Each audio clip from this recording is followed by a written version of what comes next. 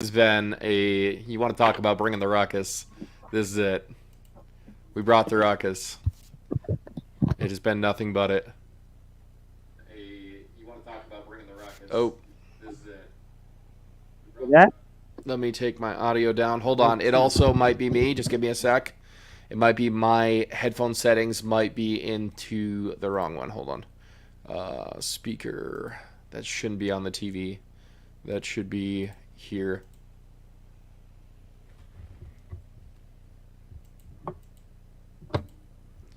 Just give me one sec, man.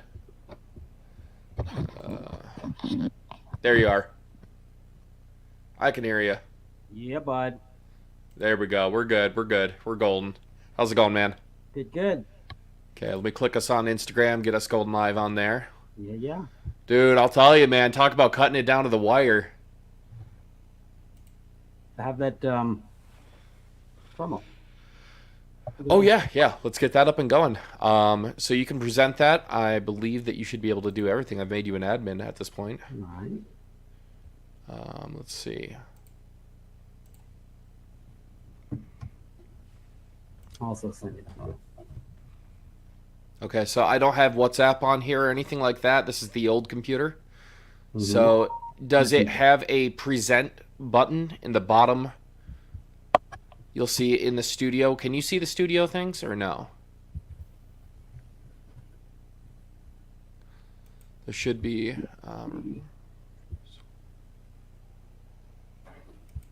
Did you accept that invite to be an admin and everything and co-host? I did. Okay. But it might have. Did you sign up with Mr. Yeah, it might be the wrong email too. I Okay. I mean, let's do it this way. Hey, what's up, Marianne? Hey guys, if you want to see the podcast, head over to YouTube, Facebook, Instagram. Make sure you're following on those platforms. We got Evan B. Stone here, and we have... Actually, you know what you can do, man? Is you can send me any video that you want me to put up on here via email to the svchronicles@gmail.com, I believe is it. Hold on, let me just do that. And what I can do is I can download it in real time. We'll bring it over. We'll get this all figured out. This is our first podcast. This stuff happens. Let me see for a second. Sign in. I can send it to your. It's not wanting to let me. Well, I can start talking a little bit while you're getting it together. Yeah, absolutely. Yeah. All right, guys, how you doing? This is Jack and I's podcast, first podcast. We're going to be talking about a lot of stuff, but mostly some of our most odd things that we've seen around the world or touched. I think that's the deal. And we have a lot of cool pics. I'm going to be downloading them right now, and I don't know. It was hard for me. It really was. You talk about the live aspect of it? No, the picking the shots because there's so many. Okay. Now, did you send them to the svchronicles@gmail.com? I did not. Okay, that's where they need to go, and then I can download them from there and everything. All right. Perfect. Let's keep it going. Yeah, man. Honestly, it's gonna be a good time. We're gonna have we're gonna have a blast, man. It's great to do the podcast. And I even have an aspect, guys, tonight where you guys can call in and ask us questions, and that will be a little bit later.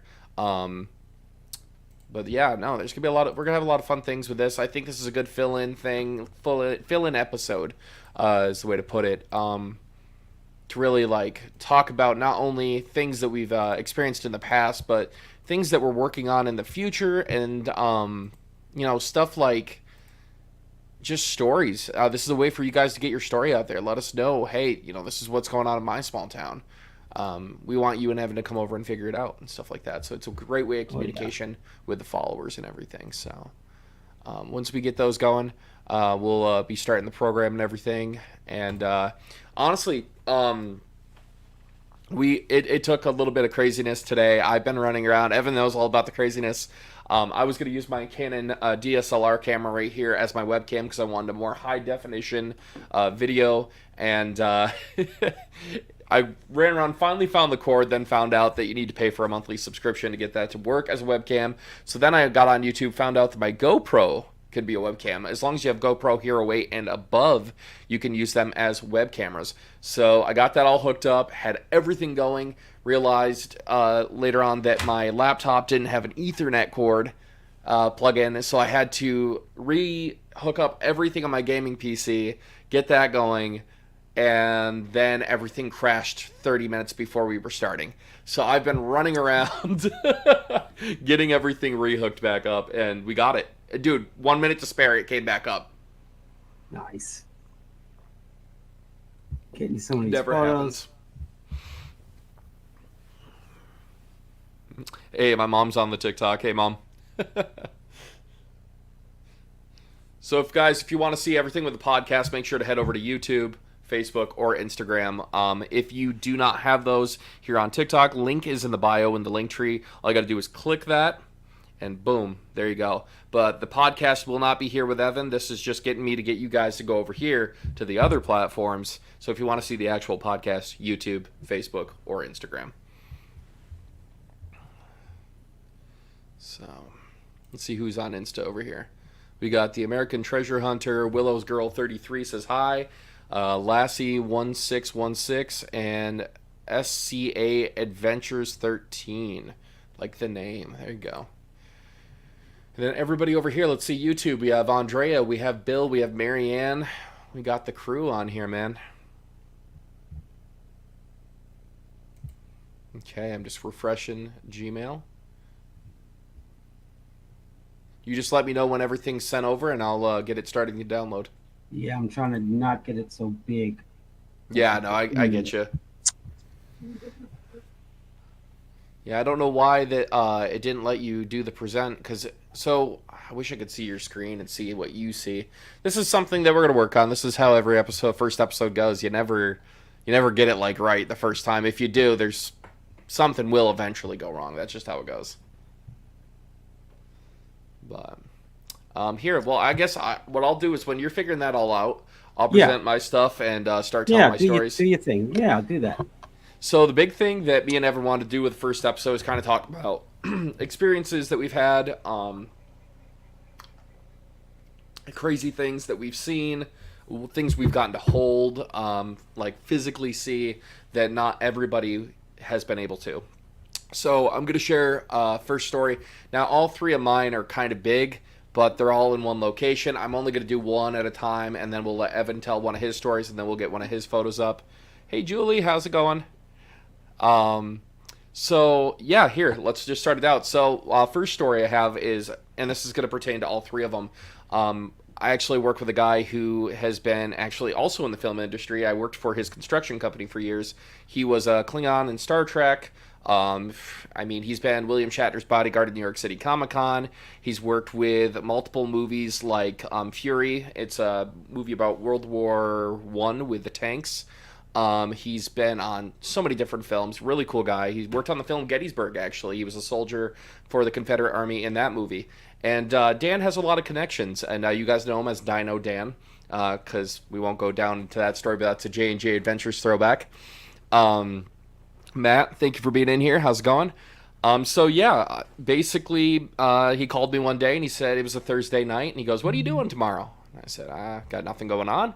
He goes, "Well, you ever been to New Jersey?" And I said, "No, actually, I haven't, because I live like 8 hours above New Jersey. I'm like northern New York." So we hop in his truck, and next morning, about 6 a.m., and we start driving. And we were going down. Dan does gun restorations, and he does stuff for Civil War. And I had no idea this entire time we're on the way to one of the gun experts for Pawn Stars, the TV show. We're heading to his factory to basically do kind of a deal with his company. And as we get down there, he asked us if we wanted to take on a tour of the entire factory and what they do. So... Wait, Marianne says, Dino Dan, we do Civil War reenactments too. That's awesome. And I will be talking about that too, Marianne. I see what you're saying. So we get in there, and he gives us this tour, and I see things that I'm like, whoa, like, this is insane. And he's like, that's not even the good stuff. Like, there was pallets, Evan, and pallets of like muskets from the Civil War, the Revolutionary War, War of 1812. They had different sections. It was actually an elementary school turned into a workshop to repair all of these muskets. So he tells us, he's like, "Hey, let's go take a look at some really cool items." And I'm like, "Yeah, let's go." So I'm going to show you guys a picture of something really, really cool that I got to personally hold. And for some reason, it's not wanting to let me load that either. This is how it goes. So we started taking a tour.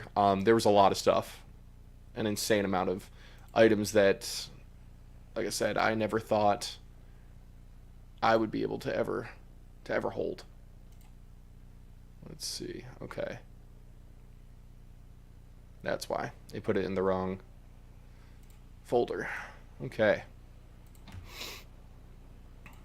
Let's grab this. Your computer. Upload files.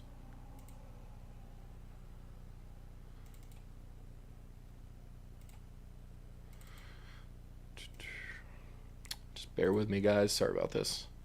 Hey, Tiffany, how's it going? Thank you for being in here. Let me just slide that over here. That works. Sometimes instead of trying to find the alternate route, you just make a new route. So I'll put that over here. And then... yeah, it's going to be a fun night tonight, guys. I'm really excited to be doing this. Been wanting to do a podcast for quite some time. So here, we should have the picture finally now because I created a new area for it to come up. So, wow, it does not want to let me use this photo. That's crazy. I guess I can screen share. I can screen share my Facebook and then you guys can see that way. So that's what we're going to do. We're going to share it. You guys should be able to see what I'm looking at here. There we go. That works. So you guys can see there's a lot of different flintlocks in there. And I was amazed by the amount this man had in his collection. This was a giant safe that was in his private office. And there's a really cool thing about those flintlocks. And so the second row, I don't know if you guys can actually see my cursor, but this second row here happens to be a private collection, and every single flintlock on the second row is one of Napoleon Bonaparte's flintlocks. They are silver inlaid. They are so extravagant, it is not even funny. So he actually had me go over and put on white gloves, which is hilarious because I have huge hands. And I'm like, there's no way I'm going to be able to. And I slid them on, they stretch. And I'm holding the gloves, or I'm holding the flintlocks, and I'm looking at the guy, and I'm just like, what are these even worth? Which is a question I usually don't ask, but holding them in my hands, having to put these gloves on because the oil's on my fingers, that was the first thing I wanted to know. I was like, what are these things worth? And he told me, well, the one in your left hand is insured for around $800,000, and the other one is valued right around $650,000. It was just a little bit difference, and it doesn't look like any of them are different, but they are. So I was like, wait, you're telling me I'm holding over $1 million? And he's like, yeah. And I was like, you can take it back now. So that was a really cool experience to be able to hold something like that. But Evan, did you send some photos over? I sent some over, but let's see. I'll Doesn't check look and like refresh. they went. Yeah. Would you Well, want me to send me some pictures on Facebook. Just send me Yeah, pictures. that's what I and was then you, thinking. Yeah. perfect. We'll do it On that way. Messenger, right? Yes, that'll work out perfect. Good, good. Because there's some good stuff. You guys are gonna be stoked on this. I'm excited, dude. I'm excited to hear some of these stories. And here we go.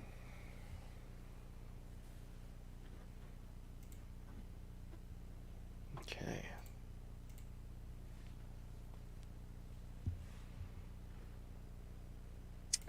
Keep it going.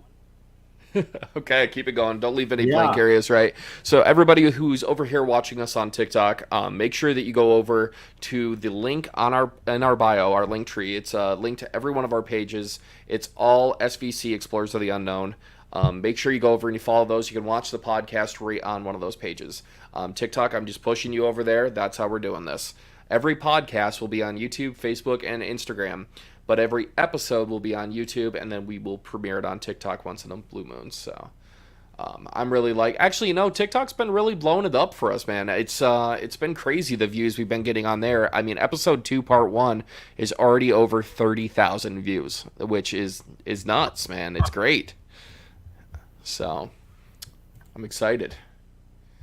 Just wait till those come in. So they're still sending. I'm gonna shut down the Gmail since we're not using that. But yeah, we have a lot of fun stuff planned for the future, don't we? Oh yeah.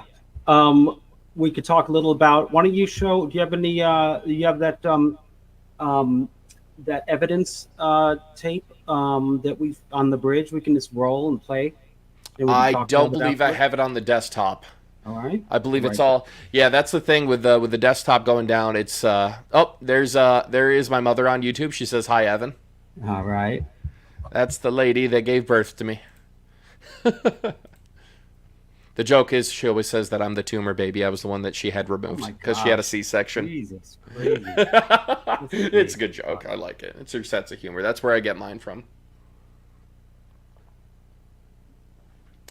But yeah, guys, there's no, we're not only doing the paranormal on this channel. We will be doing like cryptid investigations. We will be doing possibly UFOs. Maybe we might go down that direction. We have ghosts. We have even treasure hunts. I mean, if there's folklore about treasure, I'm pretty sure Evan and I will be like boots on the ground, ready to get a shovel, metal detectors. Oh, yeah. You know what's funny, Evan? I don't know if you got my message the other day, but I actually ended up acquiring a gold pan and a sifter, a couple Well, know different all sifters. about that. Well, the thing is, they're really good for finding. Because so part of the story with the Bonaparte treasure that we've talked about in the past is that there were emeralds and rubies and sapphires that were also stolen and buried with this gold. So you're not going to be able to find those with metal detectors. They don't have any metal on them. So you kind of need a sifter, you know, gold pan and stuff like that because those are heavier material that's going to, fall down to the bottom and it will help us find them.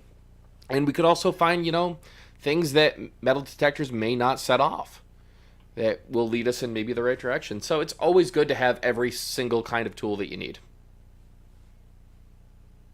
I'm even thinking about getting a sluice box, honestly. Really? Oh yeah, they've come down in price. When my grandparents, my mother's father and mother, they went gold painting up in Alaska, and I remember they had the sluice box, they had the gold panning and everything like that. And you don't only find gold in that; you can find things like artifacts. I plan on this summer when I go back to my property. It's on the edge of the Akwesasne Mohawk Reservation. There's a settlement there, and there was at one point where my property lies. If I find anything, I'm going to donate it over to the Akwesasne Mohawk Reservation Museum and give it to them to put on display because they have a beautiful display already. But that would even be better.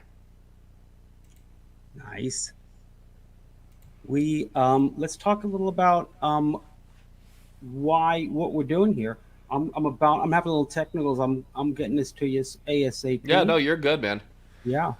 Honestly, what we're doing here is telling the stories that that aren't told. The things that so many people have heard of the story of Lizzie Borden, of the Amityville house, of Roger Patterson and the Gimli film for Bigfoot, things like that. Things that have been brought over time and time again, and we want to really tell that story.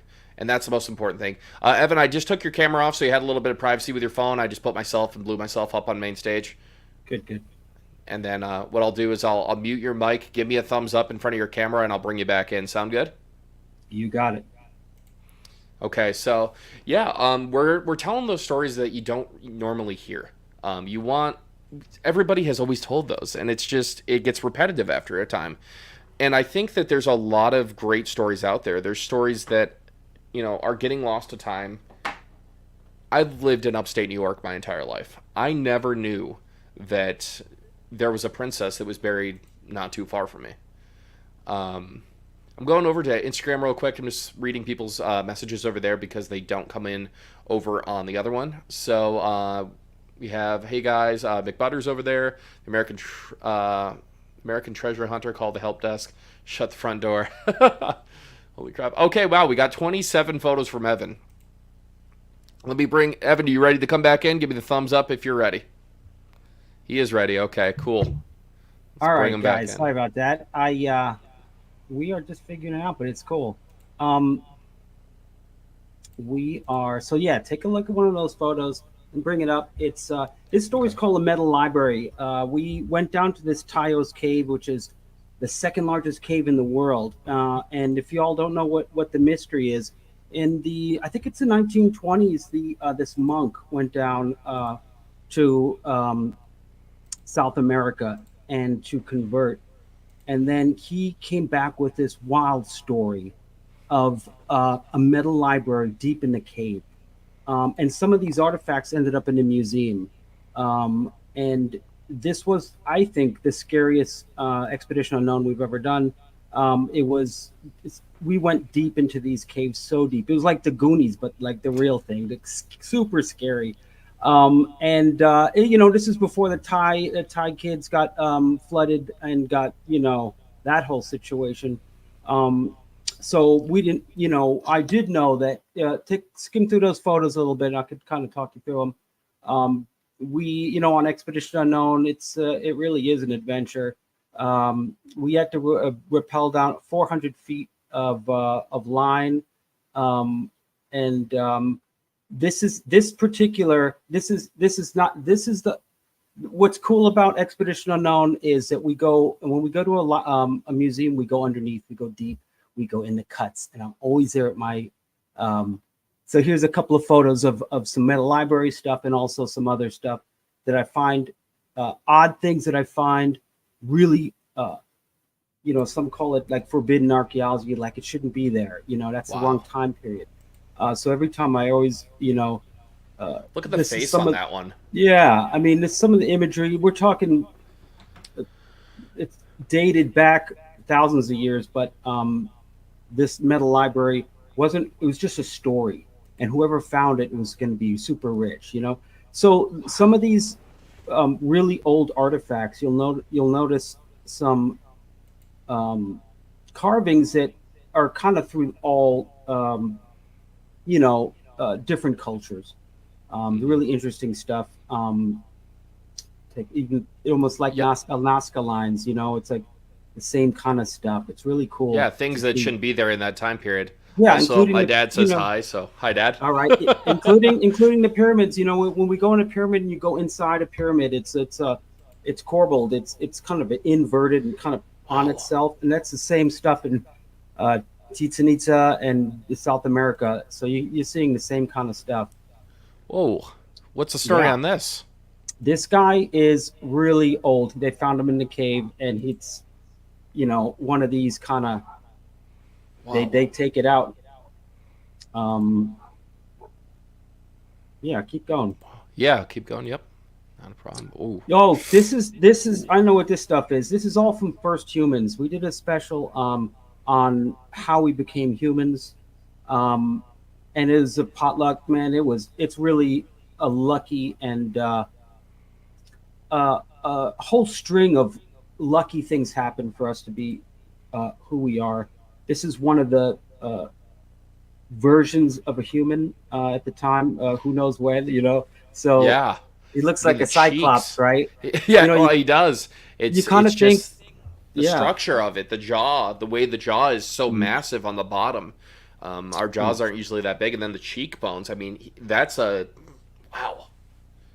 It's really cool. And there was a point in the world where they all lived together, which was pretty like full Middle Earth, including small folks, hobbits to orcs. Well, let's face it. Going back to this picture, there are stories out there, especially on the internet. I mean, there's stories everywhere of giants, of people that even the military have even said that they've had times where there has been giants that they have run into while being over in Afghanistan, and it That's makes you just think like. And the thing is, like, they're very descriptive on how they talk about it.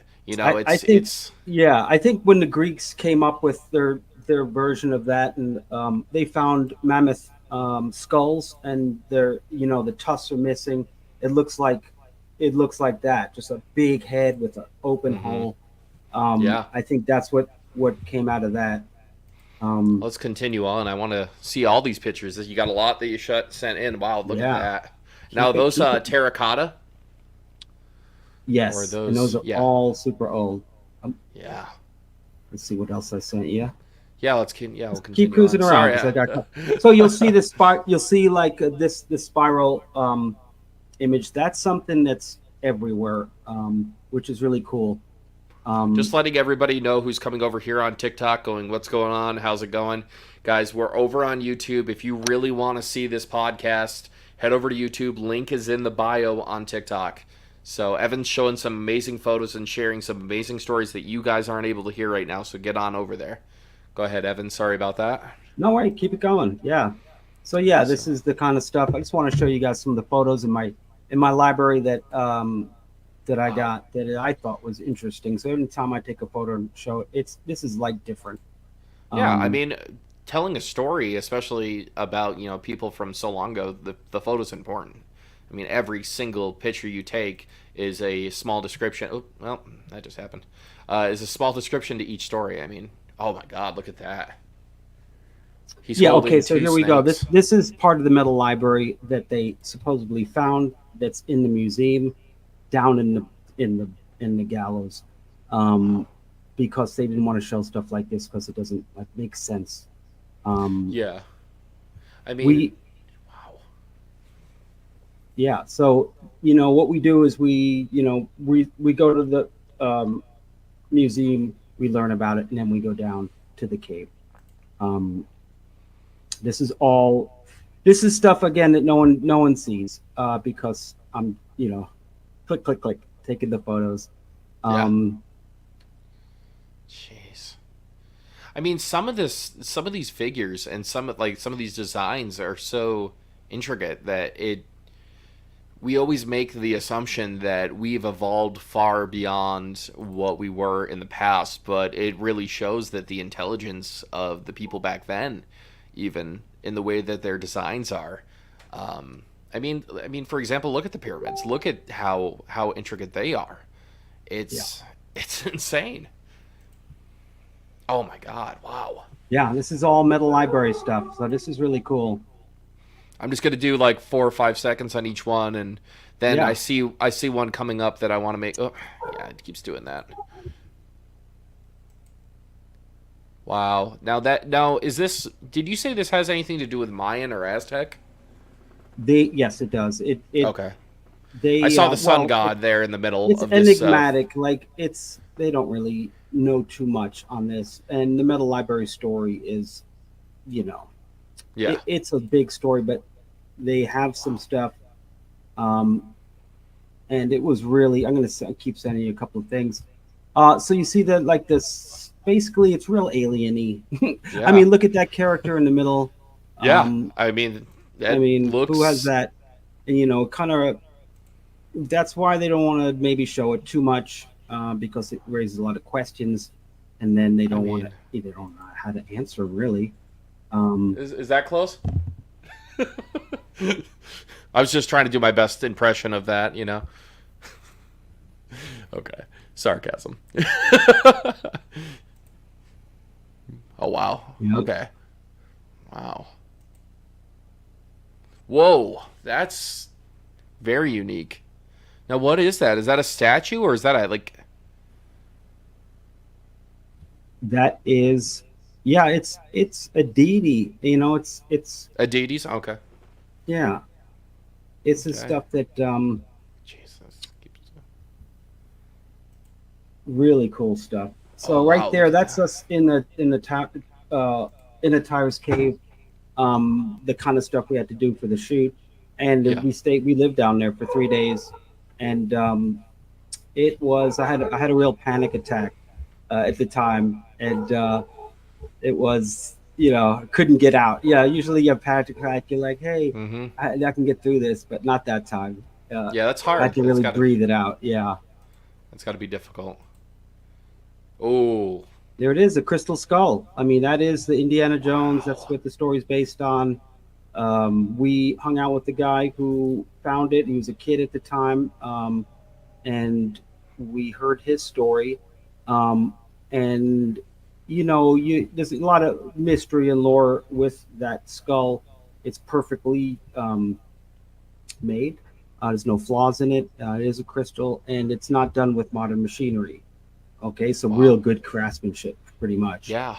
And I think there's only four in the world anywhere near like it.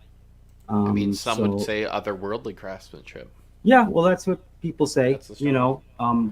And I'm not going to say that, but because That's it, fair. it. Yeah, no, you can. That's a good thing. I But mean, it's honestly, I can't say it's otherworldly, but I can say that it's definitely doesn't make sense that it's in this existence.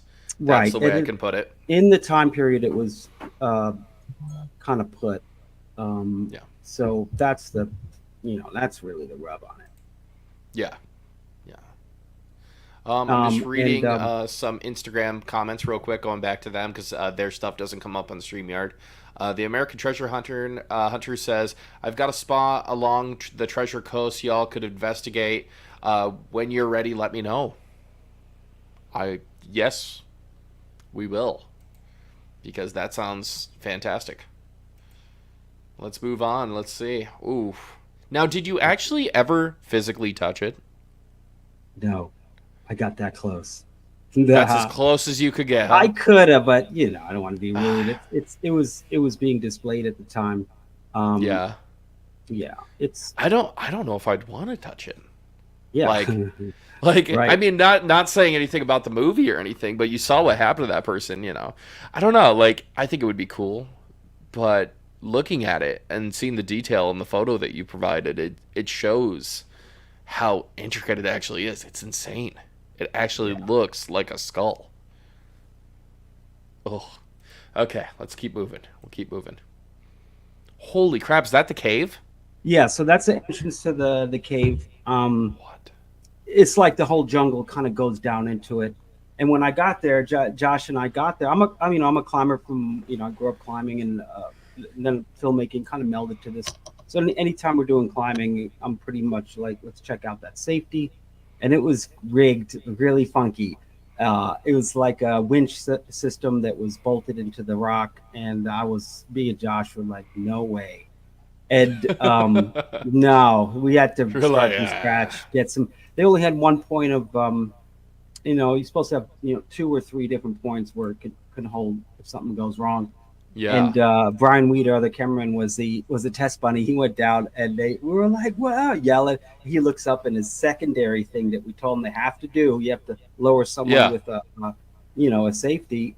Was just dangling above him. We're like, "Ah!" We're just yelling at the Oh, dude. And oh. Brian's like looking up, looking at us. He's like, "Am I gonna die?" It was Ah, crazy. dude, that's insane. I've I done had some to rappelling in the Adirondacks, but nothing like this. This is Yeah, no, insane. this is 400 feet down. I mean, you had to get back up. There was a wind system again, but it broke. So a lot of people had to Jumar up, which was really gnarly. And then there was Mm, a helicopter that was supposed to pick us up and fly us back. We hiked up, and they were supposed to, helicopter us out. And the network said no. The insurance said, it's hmm not, it's not something. I was like, what? And we had to hike out, and that was probably the hardest day of my life. We got rotavirus. I think the picture's Oh in my there. If you see a god. picture of us on a rock, Yeah, here I'll just keep going. It's just oh wow. I'm just gonna That's shut this incredible. door for a sec. Yeah, no, you're fine. I have my dogs too. Wow, look at that, guys. The artifacts of those are. So yeah, more metal library stuff there. Oh, there's another one there. Now I think you said you sent me more photos. Let me go back and take a look. Oh A nope, little that's bit. Let me everything. see. Yeah, for now. Here, But let's go. that the Taos cave was really nuts. It was 400 foot rappel down, and then we all had to get our gear, and then we had to set up camp, right? And then there were hmm these big in the cave. there were these big chambers, like as big as football fields, right? One, two, and then all these like an ant, like a termite thing. They all kind of go down. Mm-hmm. Um, and there were these birds there that lived. Uh, they were they didn't have sight because they lived in the dark and they used echolocation, and it was like What? pterodactyls flying through. It's like, you just hear it, like you can't see it. It's like, and it's like, Oh oh my my god. god, yeah, it was. And the ground, I looked at the ground and I was like, why is it moving? I looked closer and it was just cockroaches, just on the ground Oh, bubbling up. Oh no, it's nasty. Because oh, once dude. anything that falls in the jungle and into that hole stays there forever, Mm-hmm. and then develops like a you know develops there, like changes to adapt. And those birds are really cool, but they sounded like nah. And we got rotavirus. I remember going up to the mess area, the kitchen area, and it was local stew in a pot. And I said to Josh, I said, "What do you think? Nothing could fall in there, right? Because we'd be getting droppings all." Yeah. And then sure enough, we got real sick, Oh, come real on. sick. Yeah, but there Dude, was that's one point. terrible. There was one point though. People ask me what's my scariest thing I've ever done, and Mm-hmm. this is one of them. There, a point where they had to go underwater, about 5 feet, and then come up in the chamber. And they said, just go and don't go left, don't go right. And I was like, I don't. This might be senses. I was like, this don't feel right. Yeah. So the dude went first, and then I just said, let's do this, Kodak Courage, and went under the water 5 feet, and I come above, and it was really scary because I know at cave diving, you make a little wrong turn, you're done. Yeah. Um, and I came up on maybe the most beautiful site. It was a small chamber about maybe like 15 feet around. Like it's this room back here, and Mm-hmm. there was this big mushroom stalactite, and it was huge. It was just crystallized. It was just like little diamonds almost, and it was like no one's ever seen it before, and it was really amazing um, end to their journey. Really, it was like the button that this is why we worked so hard to get here. Yeah. But Absolutely. and then we had to get out, right? So it's a, I mean, it was gnarly. Yeah, I'm dude. gonna try to send you a photo of us. While you're doing that, I'm going to give a big shout out to our sponsors here for all of our channels. Real quick, I'm going to grab the pictures that I have that are theirs. Just give me one sec, guys. I thought I shared them to myself on Facebook, and I think I did it on WhatsApp. So I'm going to do that real quick. TikTok, just hold on a second. Because we had everything set up, but we got to figure out how to get Evan as an admin on here, and that's the big important thing right now. So let's see. And then we'll do the whole shout out to all of our sponsors. And we have a couple new ones that we're working with right now, which is fun. That's exciting. So let's see.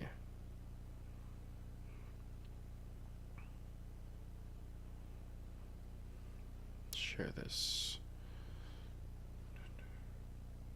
think I just sent you some stuff. See if you went through. Okay. But yeah. So that was definitely one of the gnarliest experiences. There was I one point bet. where we had to go through this tube. It was like a water slide. You have to go down, and we're like, and that's obviously if it floods, it all goes at once and shoots down there, and you're done. Yeah. Um, and the more went down, the more it was just no one's gonna find us. Um, Mm-hmm. but I think on an expedition unknown, it's not always like that, a real expedition, but sometimes it is. There was one of the really the other extreme is when I did the Dotloff Pass story about the 9 hikers who died mysteriously. I'm not sure if y'all know that. It's like Russia's um, kind of like big conspiracy theory. They're JFK, um, and they died mysteriously. They ripped themselves out of the tent at minus 30 degree. Their tongue was missing, eyes. They weren't Jeez. dressed accordingly. And these are experts. They're going for like a Eagle Scout type of badge at the time, Hmm. and so you know, a lot of rumors went around how they died. It was in February up in Siberia, really, really remote to get to. Um, so we backtracked their steps and we went all the way up there. It took a lot, and we had to wait for this river to freeze over so we could snowmobile up, um, and then on and on. And when we finally got there, it was blistering. Just it was just so gnarly, and you know, really, I was trying to figure. I was thinking to myself, well, how did they? How why did they do this? What happened? There's only a few reasons why a group of pretty much professional campers would rip themselves out of a tent from the inside, and then they found footsteps of them in the tree line looking at the tent. Um, and you think, well, how what would do that, right? One is forced out, right, like by a machine gun. That's a military thing. The second Yep. one is, I mean, I threw this one in the hat. I was like drugs, like mushrooms. They're bugging out, Did they eat because that something they weren't supposed to eat and it caused or they did. hallucinations? It was in the '60s, and Oh yeah. maybe it was that. I don't know. Some people think some sort of alien thing, but a lot of the Russians think it was a military exercise, and they were testing at the time, and they were lobbing these like cluster bombs that kind of explode 20, 30 feet above the tent, above the ground. And it just shocks. Jeez. And if that was the case, that would get them out of their sleep real fast. Yeah. They're probably they didn't know anyone was on this pass. This pass was, really, really remote, and so that one was really. There was a writer on there who quit when he got up to the top. So he got to the very, very top, and then he quit. And I was like, "Why, dude? You're right here. You wanted to go home." He said on his resume he's a skier. He hikes. But Sometimes he, it's to get the clips that you need. It's a dangerous thing. I It's sent not. you a picture of a few things that might be Okay. Real quick, interesting. people on TikTok are asking, does anybody know what's going on here? Guys, if you want to view the podcast, you need to go over to Instagram, YouTube, or Facebook. That is where everything's going to be on here. I'll show you guys a clip real quick. Everybody wave hi to TikTok. By everybody, I just mean me and Evan. We're all over here, guys. If you want to hop on over, you can see here the stories from Evan and I. Um, Real quick, okay, so let's give a shout out to our sponsors real quick before we continue with this, because none of this would be, well, it would be possible, but they make it a lot easier. Hmm. So here, guys, for 1 second, let's do this. We're gonna go over to Facebook and we're gonna share that out, and we got some pictures from Evan as well, real quick. We're going to give a shout out to Tascam. They are an audio company that provides some of the most professional audio gear that you can get in the industry. They are absolutely awesome. They've sent us a lot of stuff, and we get to go down on January 12th. Down to our other sponsors' place. So thank you to Tascam, Sound Like a Professional, or Sound Like a Pro. We really appreciate you guys helping us out. We're excited to use your items in the field and really show what they can do. I mean, it's going to be a good time. We're going to make the best that we can with them. So let's hop on over to our next sponsor, which is the 1912 Hoover House, the historic Hoover House Bed and Breakfast in Waynesboro, Pennsylvania. It is one of the most gorgeous places I've ever been to, especially in Pennsylvania, and they are great people. Steve and Pam run Steve and Pam run a small paranormal. What did they call it? I guess it's brick and mortar paranormal shop in Waynesboro. That's right. This is their picture right here. Historic haunts of Waynesboro. Your one-stop ghost stop. So if you're ever interested in some really cool gear, including, and I got one of their pieces of equipment right here behind me. This is what they call the Lantern REM Pod, and this is a piece of paranormal equipment that they make there at the stop. So basically, if you ever have a spirit that is wanting to, communicate but is too afraid to touch an item, this is an item that they would be able to recognize because it looks like an old oil lantern, but it really is a REM pod. This thing's really cool. Excited to use this further on in our investigations in the future. You can never have too much paranormal equipment. That's the thing that I always say. So, again, that's the Historic Haunts of Waynesboro in Waynesboro, Pennsylvania. I want to say thank you to them for being a sponsor. Okay, let's get back over to some pictures that Evan has sent over.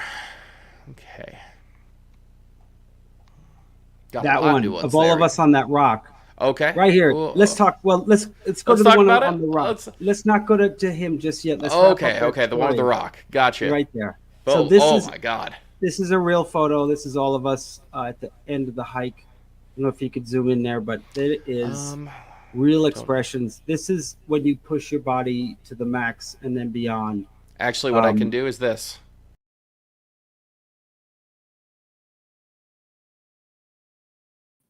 Oh man, It cuts our audio.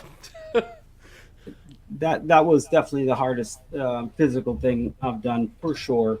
Coming down from that after that 3-day experience and then hiking, I think it was like 8 miles. It was through jungles. It was really gnarly and it was really steep, super steep and muddy. And the funny thing is, my guide was this pregnant woman with a child and a dog, another dog, a little dog. What? And they were smoking us. They were like, and they wear all like white, and they don't get, and they have their boots on, and they don't get dirty at all, and we're just like, it was really crazy. Oh my God. That's the funny thing. And I had a bum knee at the time too. I didn't tell anyone because you get sent out the pasture if it's like a horse. I just wrapped up my knee. I was like, I'm fine, And then you end up getting that. Man, that I got rotavirus. Ended up in the hospital. It was, quite the trip. All because this is typical. This is in the cave. We found snakes like that. That's Josh Gates with a snake that we found there, and with so many things there. I mean, growing and festering, and like it was gross. And then everyone like would go to the bathroom, like, where'd you go? Over there. Well, where's there? And then like you're rooting around and like looking for a spot, and it was gnarly. Yeah, I bet. It was gnarly. Oh, so let's go to the man now right here. One of the highlights of my career is we were right there. Yeah, all right, so that's James T. Kirk, in my eyes, and right there he told us we did a Shark Week special with him. He's 90 years old, and he is what you'd want him to be. This fun, jovial, super daring. He's just like putting on his stuff and jumping in. You're like, whoa, you're not on yet. He's just gonzo about it, and he was a good time. And I hear stories about how he's difficult, but he wasn't to us. He liked Josh you treat Gates. someone with respect, they treat you back with respect. Right. Well, he knew he wanted to meet Josh because he does a show, some mystery show, and they were talking about the Dyatlov Pass and the hikers in Russia. And then he was watching TV and saw Josh and all of us getting up there and was really impressed. So when he found out that Josh will be here, it was all good. And he's the kind of guy who likes crew but doesn't like the producers, the people. It's always us against them. We're on the us side. Boy, this right here, he said, all right, guys, I'll give you 20 minutes. I'll give you 20 minutes. Ask me anything you want about Star Trek and then leave it alone, right? And then, of course, Josh had a book already with episode 12, season 2, He did? Are you serious? Oh, yeah. No, we're That's talking awesome. like, what about the Gorn, and what about, Chanya and stuff like that. Chanya. And dude, that's awesome. Look at him. He's talking story, and I'm He knew nothing about the story of any Star Trek episode because he's like, what are you talking about? They shoot it out of order. It was a long time ago. I mean, I know that I go on shoots. I forget what did I do? I don't even remember. It's so much, it's all blended together. But he did know every producer and director's name, and really all of that. So Yeah. he was like really on point with certain things, but the storyline and all of this, I think that just grew in more on the reruns and all that stuff, you know. So But we he's a have some comments over on Instagram. I'm just going to start going through. I keep on having to go back and forth. But somebody says, "What version are we at now?" It's an instructions to how to make cinnamon rolls. This is some oh, super cool stuff. I'm really excited. Yes, that was good. so interesting. Still speculating. It was the wind. Huh, I don't know what that one is. So Oh, yeah, the probably the Halabuchu, I call it forest possibly, when possibly. the wind knocked me back. I could talk about that if y'all want. It's kind of open form until we get more formatted here. But Yeah, I tell you one funny thing about Bill is that he's the kind of guy. Yeah, look, huh? How about bear I hug mean, come basis? on. Come on now. He and we were having fun too, Captain Kirk has his arm around you. How can you not freak right? out? He's You have the. actually, You look like a kid on Christmas morning right now, Evan. I truth, gotta say that.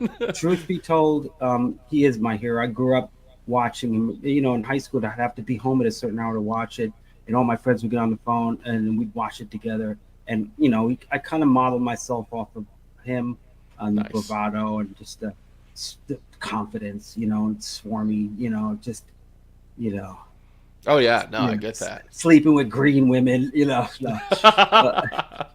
Uh, Look at him, haha, you know me, you know. I was like, Oh take yeah, photos while I'm talking to him.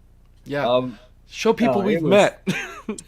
awesome. And then watching him dive and just I was just like, oh my god. But here's a funny story. So he loves to eat. He's just a big eater. Hmm. And but like so am I, right? So we he would go into a restaurant, this is in the Bahamas, and be like, lobster for everyone. And drinks and apps. And it would be like Roman time, like aha.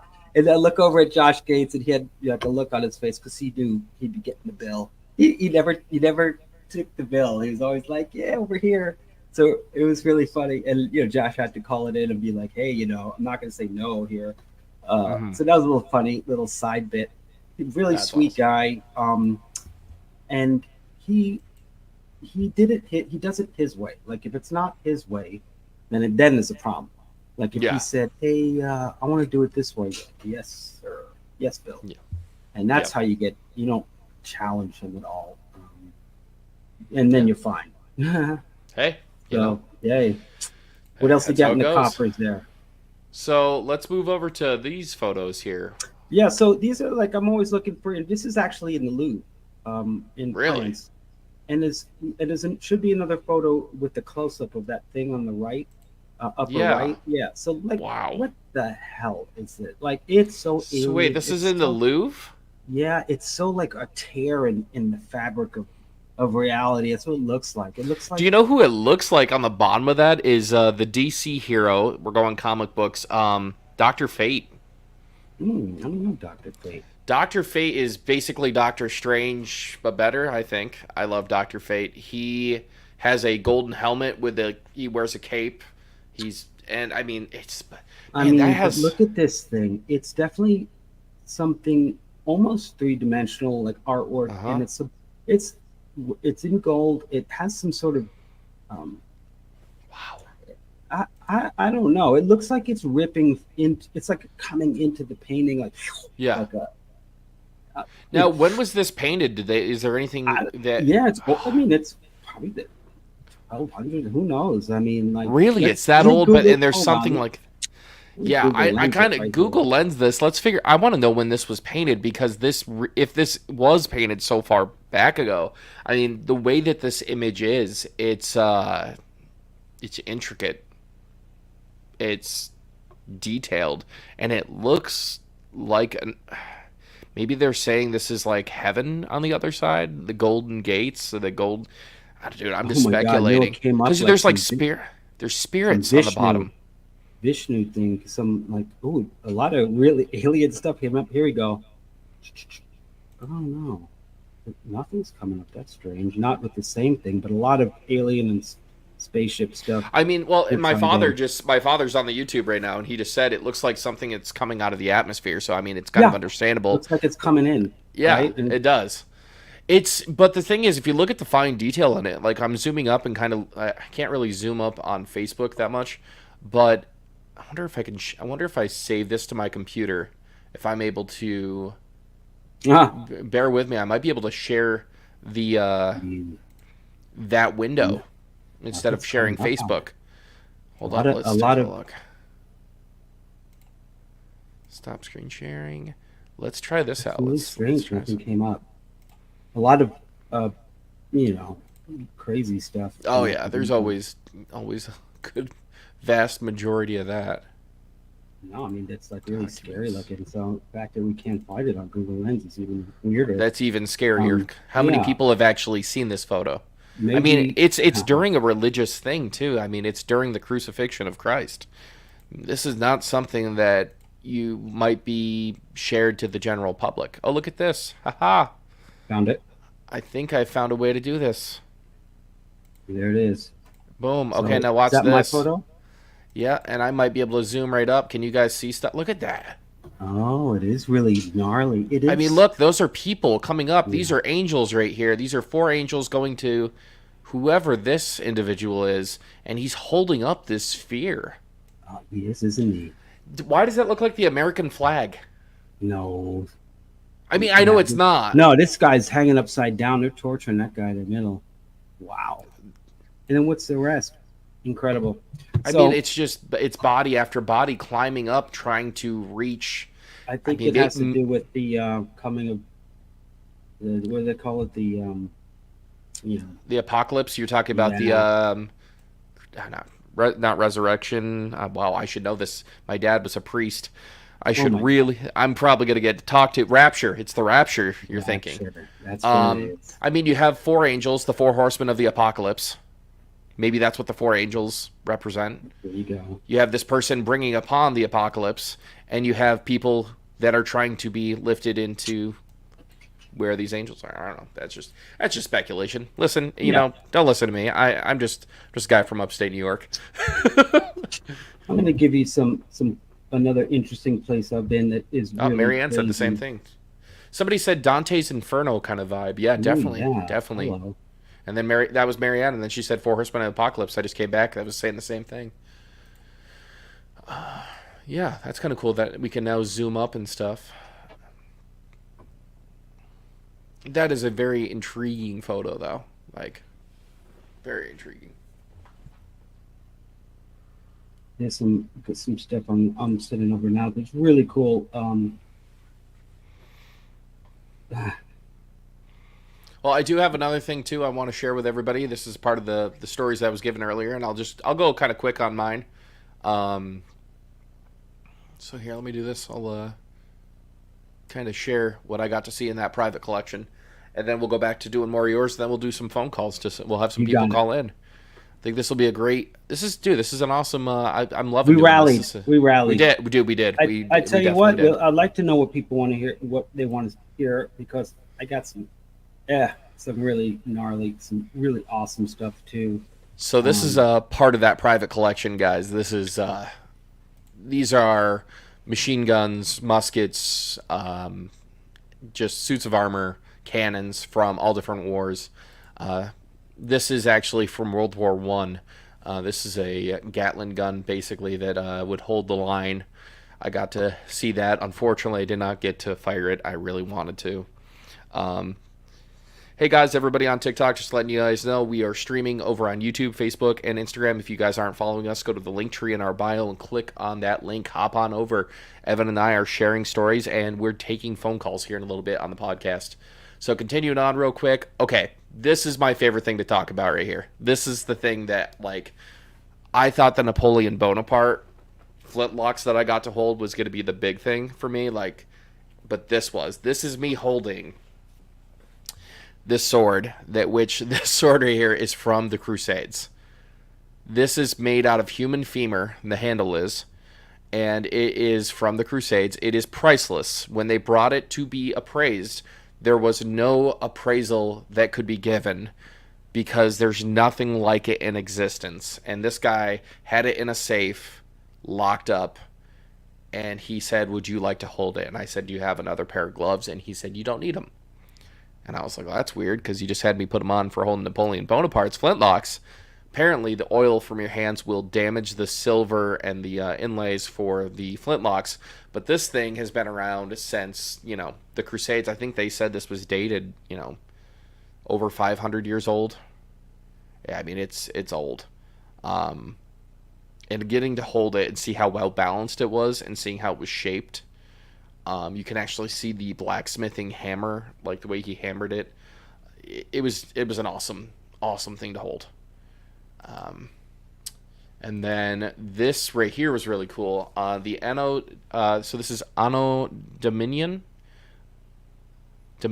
Oh, man, I don't know. I'm probably slaying that name. I got to start learning how to pronounce things better, especially if we're going to be talking about this kind of stuff on the show. Um, this was from 1740. This was from a ship. It was a Spanish galleon. This cannon actually was brass. It was a brass cannon. Gorgeous images on it. And this is the last piece that I'm really excited to show you guys. And this is a vampire hunting kit from Transylvania. No way. This dude, yeah, he got this at an auction. Thought it was a gag gift. Thought it was something that somebody made, and come to find out, it is actually a Romanian Yep. vampire hunting kit, which is Instagram has disconnected from the stream. Ooh. Uh-oh.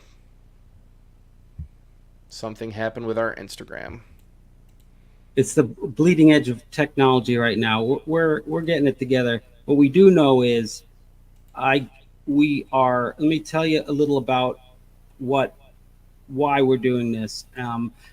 Jack and I, we are starting something new, a new kind of storytelling, which incorporates a um, live. Jack is a live TikToker. He is pretty famous in doing live ghost hunts. And I know I used to do them with Josh. We used to do Halloween. Josh used to do the Sci-Fi Network's live Halloween show and read it out the hook. Now, people like Jack, who's real expert at going out there and ghost hunting live. Now, what the cool thing about that is as he's going, he's getting messages from people, and he's like, "Oh, look over there." People are actually helping him. I was on the reason why we're together. I was on one of his live, and I asked to help. I said I got AI to help me, and I started taking photos of what he's doing, and then process them, bring them back to him almost in real time, and audio as well. And I felt like I was part of the hunt.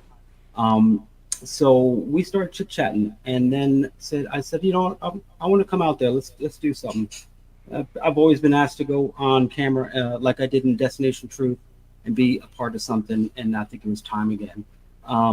Well, it's almost like when a Hollywood storyteller meets a live TikToker, and what you get is magic, right? So Yeah. our idea, which is it happened, or we already did it, is you tell a story that's really compelling, and then within that story, there's places that things happen naturally, because on our filmed event, it wasn't live, it was to tape, and then we would roll that out, and let's say we did a piece about a ghost on a bridge. So now this bridge, we found the trigger object, we found this person's name, so now we need to go back there. Now we're going back live. So the audience knows the story 100%, and now we're coming back with her name and maybe an object, so now it's going to pop even more, and we're going to do it. So and then we go live at the cemetery. All these places that we've gone to, we got good results. We go back, but this time live. So we're trying to finish a story. We're trying to tell history through ghost stories. A lot of this history that we're uncovering, because we want to know who these entities are, and real human people at one point. And that uncovers a whole bunch of stuff that's really amazing. Our story is based around Caroline Bonaparte Benton. It's Napoleon's niece, who has this really crappy grave, almost unmarked. I mean, it's just it's listing over. And I was just kind of like, what's going on here? She had a life. It's really complicated, but she was helping the Underground Railway folks getting to Canada. So she really was kind of person who gave everything to help others. And we found that out, and then we were like, well, this is really amazing. And then we found out later, maybe she's tied to the lady in white on the bridge, but you'd have to watch our final episode coming Oh, up absolutely. January 1st. Yeah. So it's really, really, really fun. It's only shot, Jack and I are the only people who shot it. That's it. Me, Yep. Jack, and I with an iPhone, with a GoPro, with whatever we got, putting somewhere. And I tell you, when you have no people and you're going out and doing stuff, and it's really active. Because there's no, let me get a battery. I'm hungry. It's like, stop making noise. So we just slip in. We slip into these places. We slip into the forest. We slip in, and it's creepy. As Especially creepy up, as it is, it's yeah, also more dangerous because it's just us, and yeah, we're brisking it out there, man. We really are, but we're getting some good stuff. yeah. I mean, incredible. We got some full body apparitions on the bridge. Can you show that video? You want me to send it to you? It is wow. I believe I can actually share it on here because it's already up on our TikTok. Oh, good. So what I can do is I can actually bring up, even though I'm live on TikTok right now, I can bring that up over here. Let's just see for a second.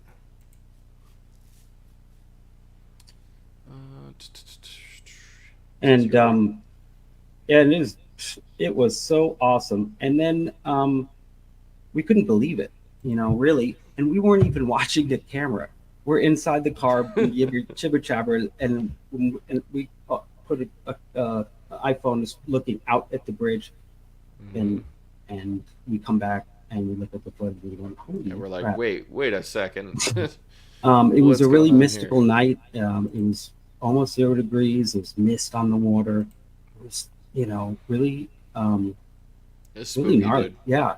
And that Yeah. was the same night we got, an actual audio of, it sounded like Native American drum beats, and it was coming Hmm. from the bridge with a certain kind of rhythm to it. And it was just like, we just said, stop. Shh.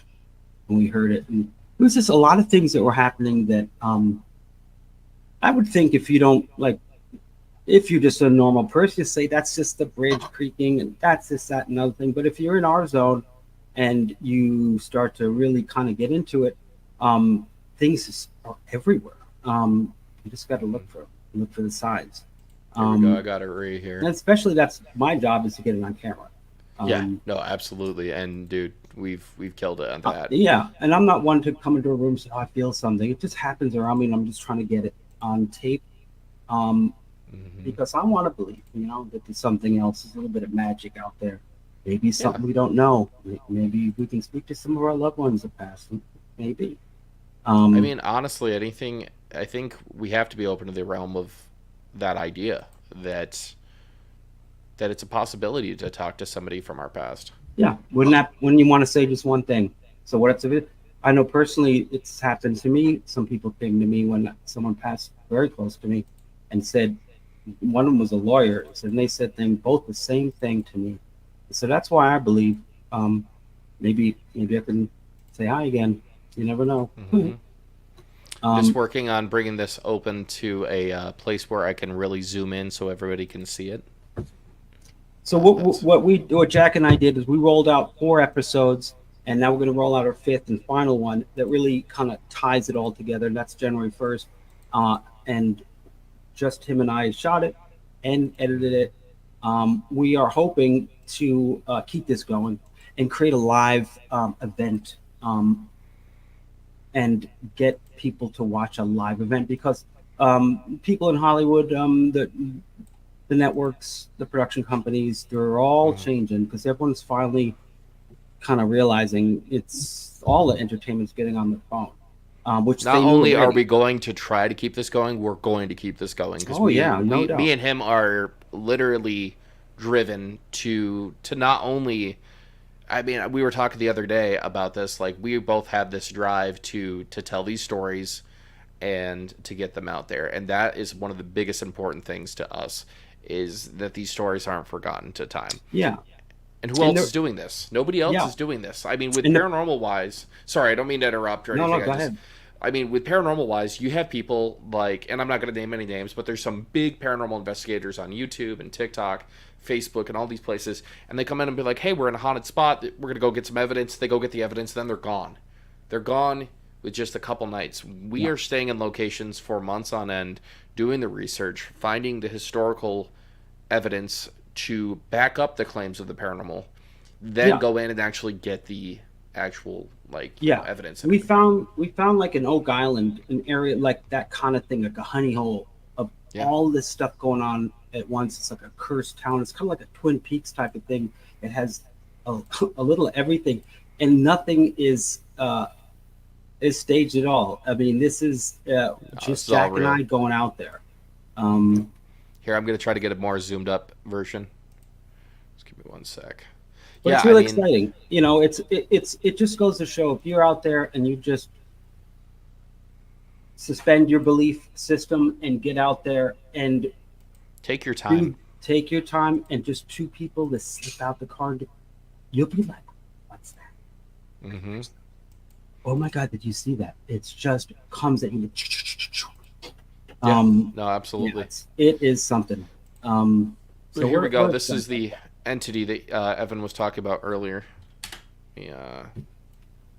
For some reason, I want to hide this. There we go.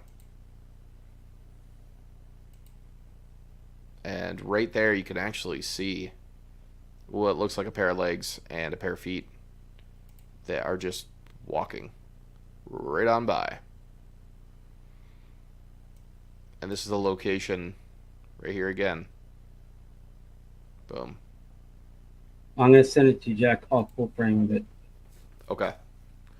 He's going to send us a little bit better of a version.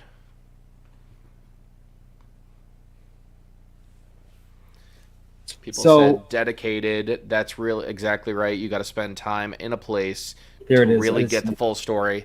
And then my father said, what did my father say? Hold on. You guys tell the whole story. Yeah, and you do. You need to tell the whole story. That's the thing. Okay, so you sent that via Facebook? Boom. Yep. There we go. Okay, let me. Oh, yeah. Here we go. So let's all watch this, guys. I know y'all out there like, yeah, right. What do you? I don't believe in that. And that's hey. Everybody has. I don't know 100% either, but I'm trying to get it on tape. Here we go. Let's take a look at this. We're gonna look on the right. Documented is like right here in our world. Boom, boom. That's right there. That's someone walking. That's a person. And something trailing it. We think it's maybe a dog. But take a look. It's slower. He's about to just do it again. It's like in our world, right? And I think coming right across there. A lot of and then there's that other entity right there. Here it comes. Does it go? It's only that one. It's cut off. Yeah, it's cut off on the slow mo. And I think that encompasses. Yeah, because it's only 11 seconds. It cuts off.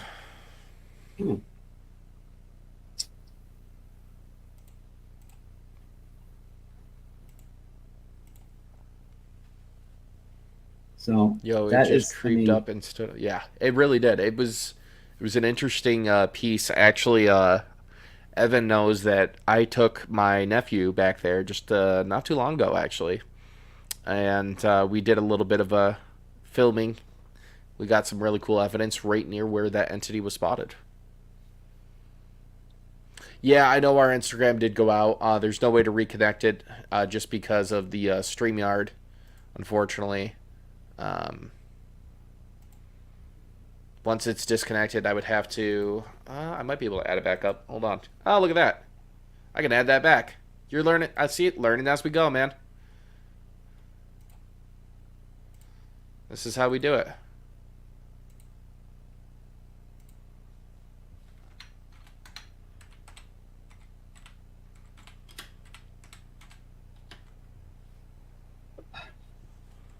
Okay, here it is. I got it. And okay, just bringing us back up on Instagram as well because we had a lot of people in there. So just be 1 second. It won't even take me a second to put them back on. So Jack, I'm sending you the full version. It's coming at you. Sounds good. Let me hit the go live button on Instagram. And this creepy thing. You know, there's some stuff that we see afterwards, and that's the whole thing about these things. You bug out at the footage. Oh, yeah. And Okay, bringing that up. Hold on. Let me just. Oh yeah. Oh yeah. Here we go. We got the good stuff now. Let's bring this up. Okay, guys. So take a look at this.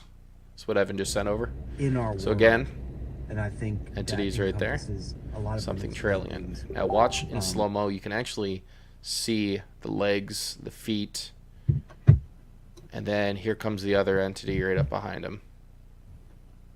Is like So again, we're gonna watch in that our over again. world. And I think that There he is encompasses forming, a walks lot of up. unexplained Boom. things. Now the cool thing is during Is this it- time. Oh, what's up? It keeps going there to slow mo with that. I mean, a little closer shot. Is like I mean, in our world. that you hear us just BSing in the background. We're not. So this is what This we is a find creepy one. afterwards. Is this Yeah. thing watching us? It's up there. It's like a skeleton, just thing. And the It next was picture, creepy. I Yeah. even get closer, I think, to it. So this thing. I mean, Ugh. The head, eyes. Yeah. It's yeah, skeleton. It's like looking. It could be the. It was peeking around the other side of the bridge too. I mean, okay, so with the help, I use an AI program to clean up noise and to kind of go into the shadows. Don't enhance anything. I don't bring that to, I don't do anything with that photo. But that was spooky. I was like, really? Did it come home with us too? Like, what is it? Yeah. And it's really fun.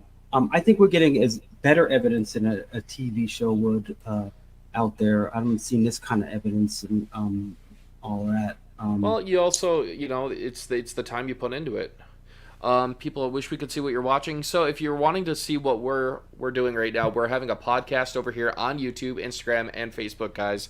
The link tree is in the bio. It's our other pages. Go on over, hop on over. Eventually, TikTok will be a part of it, but right now we're doing it on these platforms to get you guys to come over and show us some love. Subscribe on YouTube. Follow us on Instagram and Facebook. We're going to have a lot of different things posted on there that won't be posted on TikTok.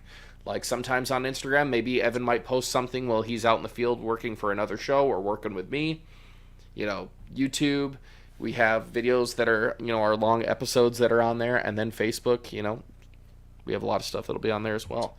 Yeah. But I sent you something else. It was also these shadow entities that were there that showed up that we looked in afterwards. I just sent you another thing that's pretty crazy. Okay. It was. I'm just getting the Skype ready for our phone calls. So let me do that real quick. Let's bring up what you have for us. Yes.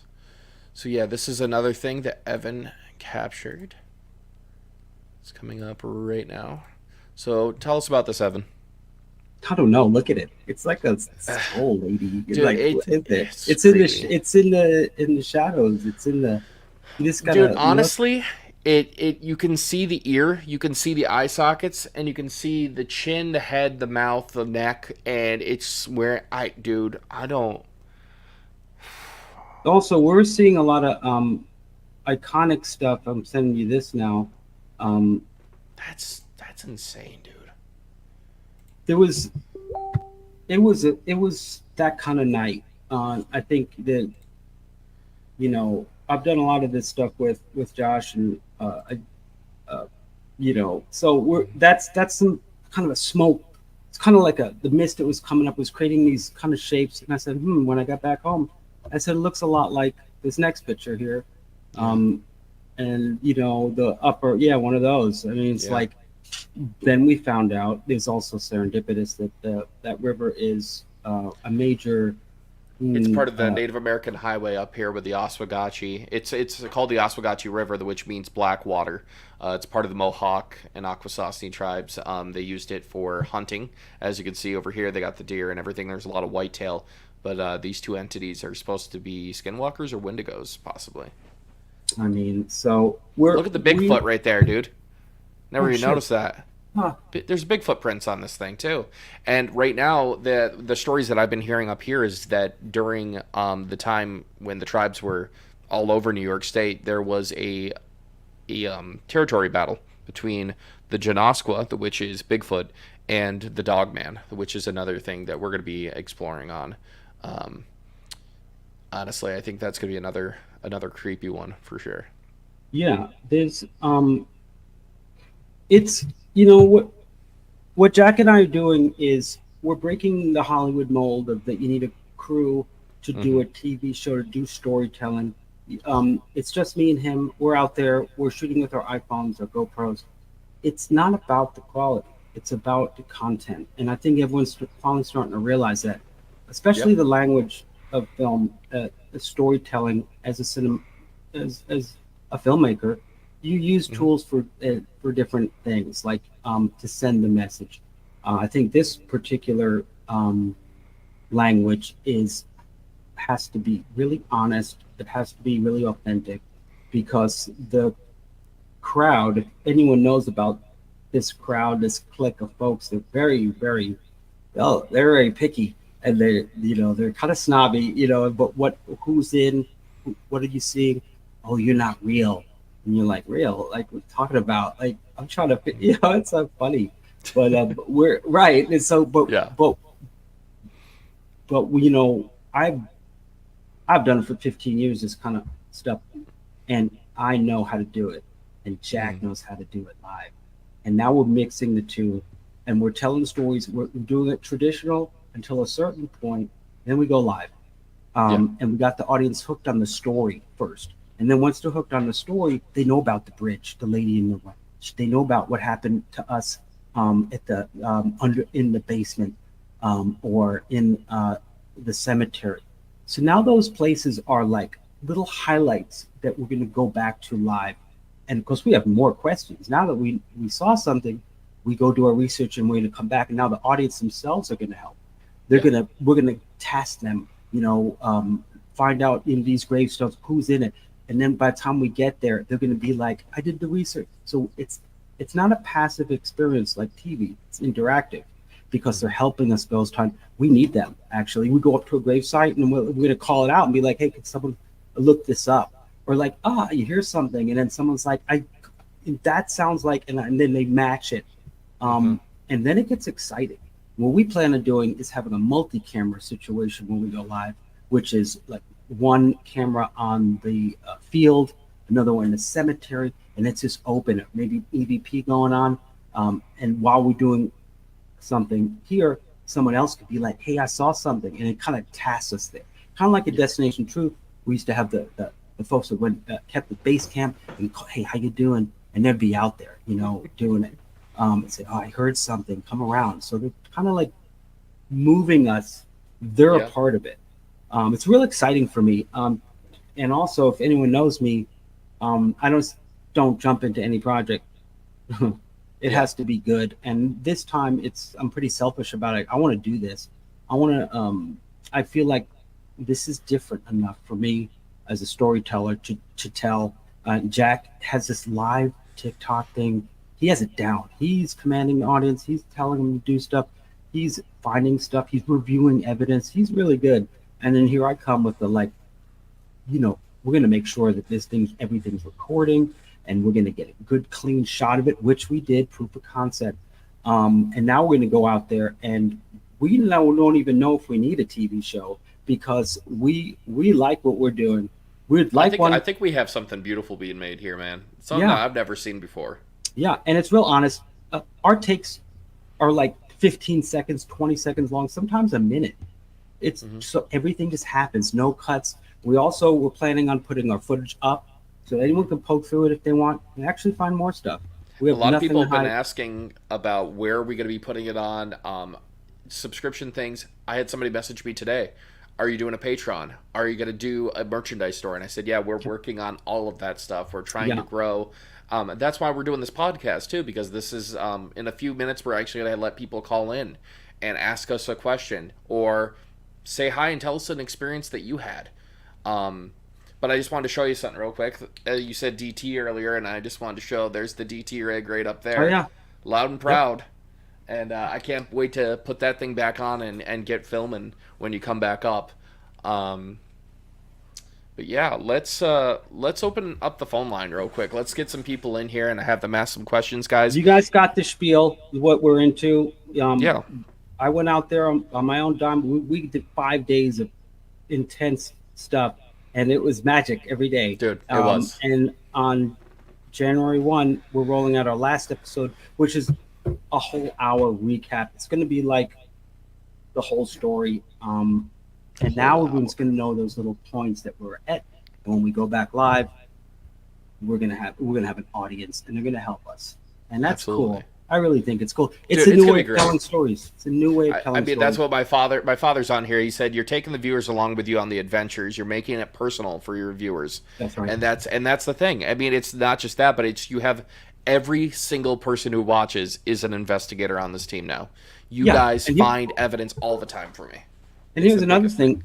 We're not in some hotel, a haunted boat. The Queen Mary. We're in places that you're going to need Starling for. You need. There's a dog attack outside. No, but no, we're going to be. I'm going to keep an adventure tip. We're going to be in places that are really remote, no cell service.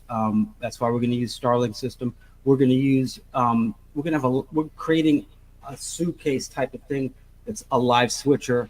I've actually had something already I'm working on for the design for you because we were talking about that. So there we go again, something new and different. We're not going to be just show up at a hotel. It is haunted. Hell no. We're going to have facts that say this Civil War is a battle that happened right here, and here it is. This is what happened. And these are the casualties. This is the place. We're putting you in that place. It's not you think someone died here. This is like the real ground that. If you believed in this stuff, it'd be pretty active. And we're going to start there. That's just where we start. And those places up where we are everywhere. This is a part of New York that's near the Canadian border. It's untouched. There's not people. I've had some very famous TikTokers come up here, and they're like, and famous ghost hunters, and they've just been like, I mean, and to think, what was it, last year, Ghost Hunters was up here. Jason Haas, Steve Gonzalez, Dave Tango were 25 minutes that way from me, and they were filming for the show Ghost Hunters. They know there are things up here that are untapped, that are untapped. I did not mean to do that. We're also we're a little bit guarded about the location. People obviously can watch the show and know where it is, but we don't want to reveal too much. Here. It took our charm to get us in these basements and places to do our thing. We don't want people to go up there and be kooks about it. It's like be respectful. That's the biggest thing. I mean, and that's another thing that me and Evan have been talking about releasing is things to do on a ghost hunt, things not to do, equipment to bring. We're going to be putting out a lot of stuff, and we're going to need people's emails doing that because we're going to send you guys out these pamphlets learning about how to conduct a proper investigation. Then I want Evan to build something that's like 10 things you should bring out while filming. Things that he knows what you need. And quick little tips, because the smallest little tip can help change the entire thing. I mean, you showed me when we were out filming, this is kind of a behind the scenes thing. When we were filming in the cemetery that day, we were getting your hero shot. You were showing me how to take the Sony A7 and just turn the lens, and you just said, move your body like this. And when I moved my body like that, I mean, it was cinematic. It was the way that it looked great. And I mean, that was just such a small action though. Yeah. But it was the knowledge. But the funny thing is, it's are your batteries charged? Are you in focus? Are you rolling? Do you have enough angles? What are you looking at? And also, like, if you find or you hear something, you better follow that up. You better all the way to the end. Otherwise, it doesn't make sense. And why you going? You're saying something. Everyone's going to want to know what happened. And we're not gatekeepers in this information. That's the old days. Those are days when I was on the come up. You had to like apprentice for free, and you had to beg somebody. Like, here, I heard this is the right camera to use.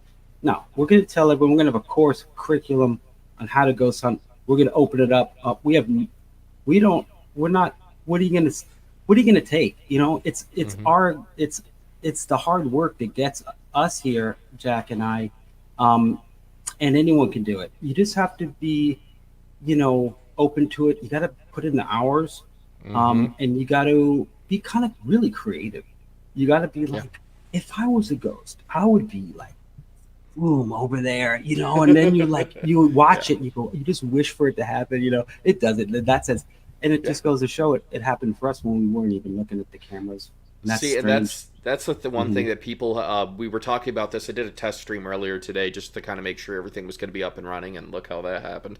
But the thing is, one of the biggest things that you need to know is the time consumption of doing this. If you're trying to get to this level, it takes a lot of time. It takes a lot of patience because when you're filming something like this with the live aspect, the nice thing about that is you're holding your cell phone, you're going on a paranormal investigation, it's real, it's in the moment, it's there, and that's beautiful. But when you are producing a show like Evan does, and I help out wherever I can, I'm doing evidence review and I'm sitting here for hours on end watching a video that could be nothing but crickets or darkness just to get that one little snippet to show you guys, hey, look, this is what happened. And there's a lot of patience that is needed, and always, always remember, never fake anything. If you find something in the field, I know that a lot of people do this because it's entertainment. It's, let me throw that audio in there. Let me have somebody do this. The nice thing about being a real paranormal investigator is when something really does happen, you can see it in a person's face, their reaction to how they are seeing this. They're like, wait a second, like their brain's trying to process, did this just happen? And we had that a lot in this show, man. We had a lot of times where we were like, come on, really? And that should be your shirt. Like a face of you drawn in a cartoon, just going, come on, really? Because that is your catchphrase. Mine is come on. Come on, come on. Like, yeah. I just sent you two pictures, and this is the time when I really got hooked on your live thing. I took Okay. some screen grabs. Let's take a look. But Jack's right. There's no need for that. And also, this audience will catch it. They're real stickly bickly, Oh, yeah. and good. They should be. That's why I respect them. We don't need to do anything like that. This is Jack, a screen grab of Jack live, looking at evidence, and he's asking the audience, and audience is helping, and he's touring through some stuff. And this is what I came back with. I found in the shadows. Oh, Should be one more after that. Yeah, okay, so yeah. it's like this. It's like a big baby or something. It's just bizarre looking. It looks like a person sitting next to me. Where this is actually the Gettysburg Orphanage, a Civil War orphanage. Wow, in I the said a basement. baby. Wow. Yeah, and there were children that were down there, and there are benches all around there, and actually, right where that entity is captured, right next to it is a chain on the wall where they used to keep the misbehaved children. They chained them up. Goodness. So right where that's captured, and I actually in that investigation felt my pants get tugged. And this is a good time to bring this up. This was all brought to you, and a big thanks to the Historic Haunts of Waynesboro. They got us in there. And the team Scope. Scope is a paranormal team out of Syracuse, New York. I work with them. Evan's going to be working with them in the future here. They're a great team. A very small team, but that's what I like about them. There's no drama or anything like that. And they have really helped me get into some really cool places like the Hinsdale House and going down to Gettysburg and stuff like that. So really cool group to be a part of. Got more stuff you're sharing? Yeah, I'm sharing this Okay. Casper thing, we call it. Oh, the Casper thing. Yeah, it's really. And then we'll get into the phone calls here so we can get some people in. What we do now, also with our show, is after our show's done, we show evidence. Oh, absolutely. And so this is Let's see. Hold on. There we go. So this is just the wide shot, and within there we're finding stuff. And I saw something way in the back, and I did some zooming, and I record myself how I doctor up the shot, how I get what I got. I record myself doing it, so there's no funny business. And this is what comes out of it. I mean, look at that thing. That looks like a proper ghost, right? It really does. I'm gonna send you a photo of the real tight shot of it, and you guys are gonna bug out. Like, what is it? I mean, did it go? Let's see. It should, yeah. I just got to X out of this. Oh yeah. So here's a tight shot of it. Come on. I mean, what is it? Right? It's Casper. Is it? It is, but then again, it looks like kind of a cobra. Kind of reeling up. Oh wow! I never looked at that way until you just Yeah. Wow. It So really does. again, when I take a photo, I record my screen and I do what I do, and it's all for everyone to see. And try, let's poke holes in it. Let's do it. You know, I'm Yeah. down. I'm not, and I think that's the difference between us and other people. We're showing how the sausages are made. You Yep. know, you like eating them, Yeah. but you don't like watching it being made. Exactly. You know, but we're doing it. And Here, let's bring some people in. Let's get some followers in and see if anybody calls in. So, guys, you're gonna be calling from your cell phone over to a Skype number. The number is 1-315-221-3073. If you guys want to talk to us real quick, if you have a question, if you have a story, this is how you can get a hold of me. It is 1-315-221-3073. See if we get anybody. you like that call-in number? Then Yeah. we're calling in right now. It's cool. I wanted to customize it to be like 1-800-GHOST or Funny. like, so, yeah, Funny. okay. That's funny. Oh man, you call. We'll tell you. You know, Are you doing Miss Miss Cleo Mary. right now? yeah, Miss Cleo. Miss Cleo. Yeah. Yeah. Well, we'll see if anybody wants to call in. Come on, what you got? What you Come got? on. What questions do you have? We'll see. We got 12 people here. I don't even know how many people we have on Instagram. Got some people over there. We got 4 people on TikTok. If you are ever in KY, please look us up. Blue collar. Okay, sounds good. Does anybody have any questions? If not, we can continue on. And if they get a phone but call, we can start wrapping it up soon, and we could just be like come back stronger next time with a Yeah. Format it's going to be a lot better. We're just testing everything out right now. Yeah, Um, absolutely. And we're stoked. The hard work that Jack and I are putting in is great. It's really liberating as a filmmaker to make something and just put it out there. You know, like no one's Yeah. saying, give me notes. And it's really honest. It's really our vision. It's really what we are, expression of ourselves. And I used to do skate films and it was the same way.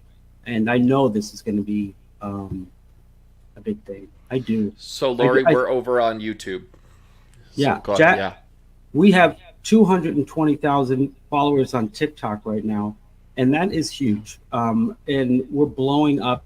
These other platforms, not so much. We didn't put attention to it because the TikTok live thing is really Jack's expertise. And we got momentum. We got storyline chops. And guess what? We're going live. Yeah, we're going to That's start. Who does that? Who does that? Not many people do it with the level. We're telling a story. We're getting you guys invested, getting you guys hooked in there, wanting to know more, and then we're taking you guys live on the investigation. I mean, That's that right. is big. That's right. And you know what? I like us to be someone that other filmmakers say, "Yo, how do you do that?" Okay, I'll give you the information. This is how we do. Because everyone drives a car, but they're not race car drivers, right? So if you have the information, and now everyone has all information, do whatever they want, but they're lazy, and Yeah. we're not. You know, we're out there. I'm staying up one night a week, every week, cutting this stuff, making it great. And it's important to us to have it authentic. I've been and I think going it's- through every video for evidence review that you have shot. I'm almost to day 4 on the hard drive. I've gone through every video and watched every little detail to see if we caught anything that we weren't going for. Yeah. Like everything. I mean, that footage on the bridge, we're going to put that out and just be like, what else is in there? You know, Mhm. we had this investigation in a basement that was ridiculous. That's all I got to say. It's just ridiculous what was going on there. It was like electricity everywhere. I mean, we caught things that I've been doing this for 23 years. I've never caught anything. We'll probably end at 9:00 because that gives us so that's let's see 20 minutes. Is that good with you, Evan? Sure. Okay. Yep. Because that Let's- gives people time to call in. Let's yeah, I'm gonna look. Just going to for give some the more- phone number one more time, guys. The number is 1-315-221-3073. If you guys have a story or you want to, ask Evan a question, want to ask me a question, ask both of us, make sure to call in. Again, 1-315-221-3073. Go ahead and give us a call. Yeah, give us a call. I mean, I tell you one thing. All the people ask me, what camera do you use? I use this. I use my iPhone 15 and Mhm. shitty flip out camera that just works. And GoPros, action cameras. It doesn't matter what Mhm. you use. It really doesn't. Truth be Well, told, it almost feels more authentic when you don't have it all slick. Look at the Rebel. Oh yeah, I that's found a. I found my IR light today actually. Oh nice. So we have Um, that now. I mean, when we did DT, believe it or not, it was a camera called the PD 150. It was a SD little cassette tape. It's like, get in there already, let's shoot. Uh, but it never crashed. And if it got messed up, you cut the tape, and so like there's no hard drives there. But it's Reliable. yeah, it was SD. It's a square box, shitty, but gosh, it's such a great show, right? Because the people in it and how it was shot. Um, and Jack and I were only two of us when we shot. I mean, 5 days straight, just grinding good stuff.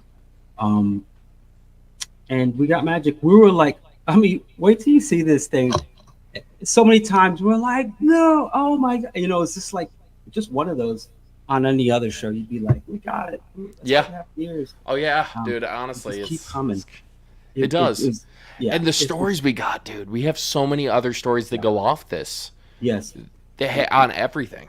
On everything. And you know what? If you imagine this, you don't have a network saying what's your season. You got to find something every time. And it's about just start and just go. And you know enough. And then you start Mhm. talking to people, you find stuff, and it just leads you. It's almost like the entities are like, come this way. Let me show you everything. Let me take a tour. Mhm. And you're like, wait, how Sarah, like, is this crazy that this led to that? And we're trying to put the pieces together, and then we go, oh my God, what if? And those what if things is that pops in our mind where the same is usually the aha moment that is just amazing. Yeah. Um, and let's not forget, Jack and I are storytellers. We're telling history through ghost stories. Okay, so we're not just ghost hunters who go out and do our thing. We're Mhm. actually interested in the history of places, and the places we're looking at. These people that we uncover in either old books or orals, but usually in old books, their story hasn't been told ever, or not really. So how powerful is that when you go somewhere and you say their name? I understand it. I know your story. They're like, well, no one. What do you? Yeah, wow. Yeah. And it's usually pretty active after that. So we are telling history. We're telling really what happened from based on facts, and then what we don't know about the story, we try to get from the entities clues, and that's cool. Imagine Yeah. that. Dude, it's been awesome, man. Honestly, we've only filmed for 5 days, but we have enough story and footage here for months because Yeah. we did the research. But the thing is, it wasn't just 5 days. We were talking for a month before Right. that, and we've been working a month after this. I mean, we are officially this week 1 month into this show. Wow. And yeah, this week because it was I believe the 26th when you flew back out because you flew in on the 19th. Right. So actually, no, I think it's today, dude. I think today marks a month. Wow. You 'Cause know, yeah, it's let me crazy. tell you, and also when Jack first started calling, I recorded everything, including my phone, the screen. I had a GoPro on me. I told him to do the same thing. We have all our conversations recorded. Voice, if I couldn't, I just voice record them. Or Oh, we got a phone call coming in, oh, and I think my camera froze. So bear with me. okay, keep it going. Now, what is this? Is old school. This is Hey, how's Casey. it going? This is Jack. Who's this? Hey, this is Jack. This is Daphne. How's it going? From pretty good. Yeah, nobody else was calling in, so I'm like, dang it, you know what? Give you guys a call. Sounds good. So do you have like a story or a question for us? No, not really. I just wanted to call in and say I love the idea. I mean, I think what you guys are doing is really cool. Awesome. I know it's got some growing pains, just like anything else, but like I just think it's really cool. Everything does, yeah. So you like what's going on here? You like what you're seeing and everything? I do, yeah. I'm enjoying just kind of being able to be in the chat and engaging. I'm excited about the the prospect of you doing some live shows. I think that's going to be really neat. Can't wait to see that and kind of see how that works. But that's going to be really neat. Like, I think that's going to be really cool. Yeah, no, we're really excited to, take you guys out into the field and really show you what we do live in that moment, because you guys always see, what we do when we pre-record, but you never see what it is in that moment. And I think it's really exciting. There's a lot of comedic stuff that happens. There's a lot of, real life situations that happen. And we're excited to bring that up to you guys. I think it's going to be great to bring you along. Yeah. Yeah, And absolutely agree. you I mentioned. was wondering. I do have a question, I guess. Yeah. Thinking about future episodes, so the future of the show.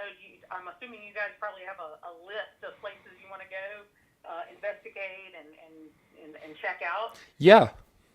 Yeah, there's some areas, we're trying to keep it into an area where it's not all the stuff that you hear about. Like, as much as we respect places like the Conjuring House, like the Lizzie Borden House, like Waverly Hills Sanatorium, as much as we respect these places, people, we know they're haunted.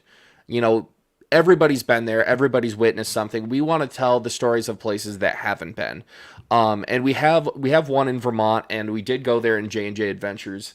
It's called Cold Hollow region. It's the northern Vermont region. And this is actually a cryptid area where there are stories of werewolves or dogman. And that is a place that me and Evan will be covering in the future for our cryptid stuff. Sweet. Yeah, so... I'd like to chime in there. Hopefully you guys are taking suggestions. Oh, yeah, absolutely. Everybody in the chat probably has thoughts of, and which is kind of nice, like being able to engage as a viewer or a fan. Mm-hmm. All of us could probably know in our hometown places around us stuff that's like that, like places that are weird or have interesting stories or backgrounds, paranormal stuff that it's not like stuff that gets on TV, right? Yeah, no, absolutely. Evan Evan wants to chime in. Go ahead, Evan. Just the fact that we can go remote now with Starlink, and we can go anywhere is a breakthrough. And also, oh, sorry, Evan's just talking right now. If you're watching, sorry, Evan, if you're watching the YouTube, you'll be able to hear him. I know that you're probably watching it on your phone. He's saying, with Starlink, we're going to be able to go to places that are usually not inhabitable. They're not places that we can usually go live. And that's why we're trying to bring the subscriber factor into it, because more funding we have, the more places we can travel to, the more equipment we have, and so on and so forth. But we are interested in our followers calling in, telling us these areas, because, it is the small towns in America that have some of the best stories, and those ones that aren't heard need to be told. true. Fantastic. Yeah, totally agree. Good stuff. Well, I'll drop and see if anybody else wants to call in and Okay. chime in. But Well, Daphne, thank you for calling. I appreciate it. yeah, thank you guys. You have a good night, okay? All right, you too. Bye-bye. That's cool. We So- went we had a phone call. It's like old radio. Yeah, style. that was awesome. Yeah. Yeah, so that was Daphne, who is one of our viewers. She called in. That was really cool. So, but no, she raises a good point. I think it's great to have our followers. I'm sorry that my camera went down, guys. It's just something that happens. But, I think it's really important that we do tell the small towns story, all these paranormal places. I mean, some of those, look at this. Look at what we're filming right now. Nobody even knows where Oxbow, New York is. It is a small town with less than 200 people that reside in it. Yet there is a princess of Spain who is buried there, who lived there, who had a life. Right. Come on. And she wasn't your typical princess. She helped people that were that no one liked, no one helped, and think about that. What kind of person is that now? Today, what kind of person is that now? Think about back then. It's someone who's put their life on the line for others, and I think she's hidden in history, I think, on purpose on her part. I think she was like a witness protection for. She said, "I'm going to cover. I'm just going to be she's a teacher, and at night, I'm going to do this other thing." And she didn't want anyone to know, and they didn't until a long time later. And here we come we follow her footsteps. We find out about her, and the more you know about this woman, she is attached to royalty on another scale as well, um, Mm-hmm. with her mother's side. Um, her mother has the last name Savage, Yep. and her mother is royal. Part comes from royalty from Native Americans. Do the Google search on that yourself, um, and that's going to be, in our next show. But incredible. No, this story, this person now is like, where's the movie, right? Yeah. We're making movies. We have big plans, Jack and I. We're gonna be making movies out of this, short stories. We have a whole wraparound 360 Oh, we got another phone call coming in. Hey, this is Jack. Who's this? Hey, Jack, this is Molly. Hi, how are you? I'm good. How are you? Good. So did you have a question or a story for us? Kind of bit of both, I guess. Perfect. So I guess I grew up. I've kind of been paranormal my whole life, kind of surrounding me, in our like house we grew up and everything. Mm-hmm. So just wondering, something I grew up with that I always had in my mind, like, I wonder if other people go through this, or like if this has happened to them. As long as you guys have both done this, do you guys notice yourselves, like, I don't know, more sensitive to stuff, or noticing? That's a more good stuff question. when you're out and about. Yeah, I think being an investigator, you have to open yourself up a little bit more to the possibility of the other side. And I think once we have done that, yeah, definitely, I would have to say, since I've been really doing it, I started, had my first paranormal experience when I was 8 years old, but I didn't really start investigating until I was 13. And that was like me going out with my old, 3 times optical zoom Kodak camera in the local cemetery down the road from my parents. Wouldn't call it too much of investigating, but once I started opening my mind to that realm of possibility, yeah. What about you, Evan? What do you think? Well, I grew up on a main street to the Upper East Side of Manhattan. This is not None of this was ever a thing, except Mhm. scary movies and stuff. Um, I am pretty closed off with it. It's a lot of people who are with me, like Jack and other people. They get the benefit. I'm just my eyes in the lens. I'm trying to, I'm pretty myopic, and I don't want any chatter in my. I don't want. It has come in, and this my origin story why I do this.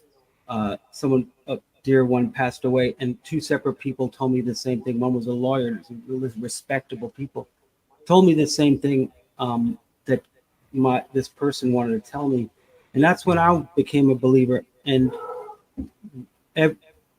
as my first job with Josh Gates, in the Romanian forest, I got like hassled You by got thrown. I got by an entity. And but it's when I walk around, I just don't go, oh, I hear something, I see something. It's not like that for me, but it is around me, and I'm trying to capture it on tape, on audio.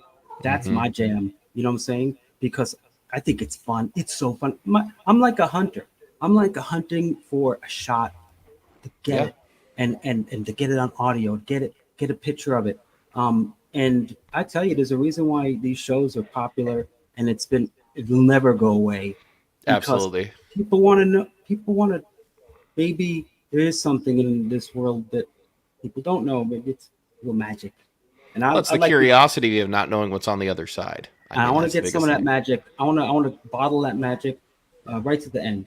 So, did you have? You said you had a question. That was your question. Now, did you have a story as well? Yeah, it was kind of how I got started. I just like you, Jack. My first experience was when I was 8. Oh, wow. It was just after my grandfather had passed away, and I have a really large family. My dad's 1 of 9 kids. My mom's 1 of 6 kids with 3 step siblings, so lots of cousins and everything. We used to always meet up at my grandma's house for Saturday night, and going inside from everybody to go use the restroom, I saw him walk from the bathroom into the bedroom. Wow. And it was clear as, every time I've ever seen him, t-shirt, boxers, white tube socks pulled all the way up, you know. Yep. And I remember, like, I wasn't scared. It was more of, like, sort of confused. Like, I know we were at his funeral. I know that he's gone, but there he is, you know. And so it was kind of more of like, oh, Grandpa's not dressed, and I kind of backed out of the house and shut the door, you know. Yep. No, it's funny when you describe that. That's how my grandfather used to dress too. Was the tube socks. Yeah. He was a real gruff, loud guy, you know. But I lived right through the woods, so every day of my life. So it was confusing, but also that was when I was just like, you know, when you're little, you think, oh, you passed away, you go right to heaven. That's it. That's what you learn when you're tiny. But it just from then on was kind of like that was open, and then I just wanted to know more. And then growing up in a house with so much activity, and I had an older sister who was terrified of anything that went bump in the night. So I got good at kind of like debunking things, like, oh, that wasn't what that was, you know, that didn't move the curtain, the heater vent kicked on, and that moved the curtain, or whatever, you know. But yeah, so that just basically kicked off an entire lifetime of experiences and investigating myself, and then all the shows such as Destination Truth and Ghost Hunters and all that stuff came out. So this is really cool to watch you guys do this in this such new way, and then learning different ways to investigate and do the history and the research and all that. It's awesome. That's that, and we appreciate you watching it. And you know, that's the thing, we want to show people that, you know, this is how you do things. And you know, everybody has a different way of investigating, and you can tweak the things that we do to make it more personable for you. Going back to the story about seeing your grandfather, I mean, there's two ways you can look at that. And one way is him just letting you know that he's still there and he's still around with you after he passed on. And the other way is it could be a residual haunting where, you know, his nightly routine was walking in the tube socks, going to get something out of the fridge or get a snack, you know.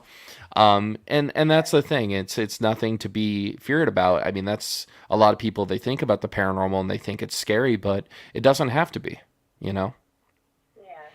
Yeah, the funny thing, he actually passed in that bathroom. He passed away. Oh, wow. I got crazy stories about that house that I've lost. My grandpa and my uncle, both my parents passed away in that house.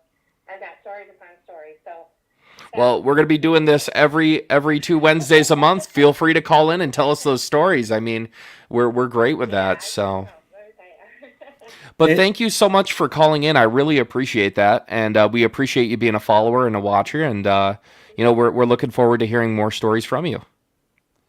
Absolutely. Okay. Well, you have a good night. Thank you for calling in. Yeah, you guys too. Okay. Talk to you soon. Bye-bye.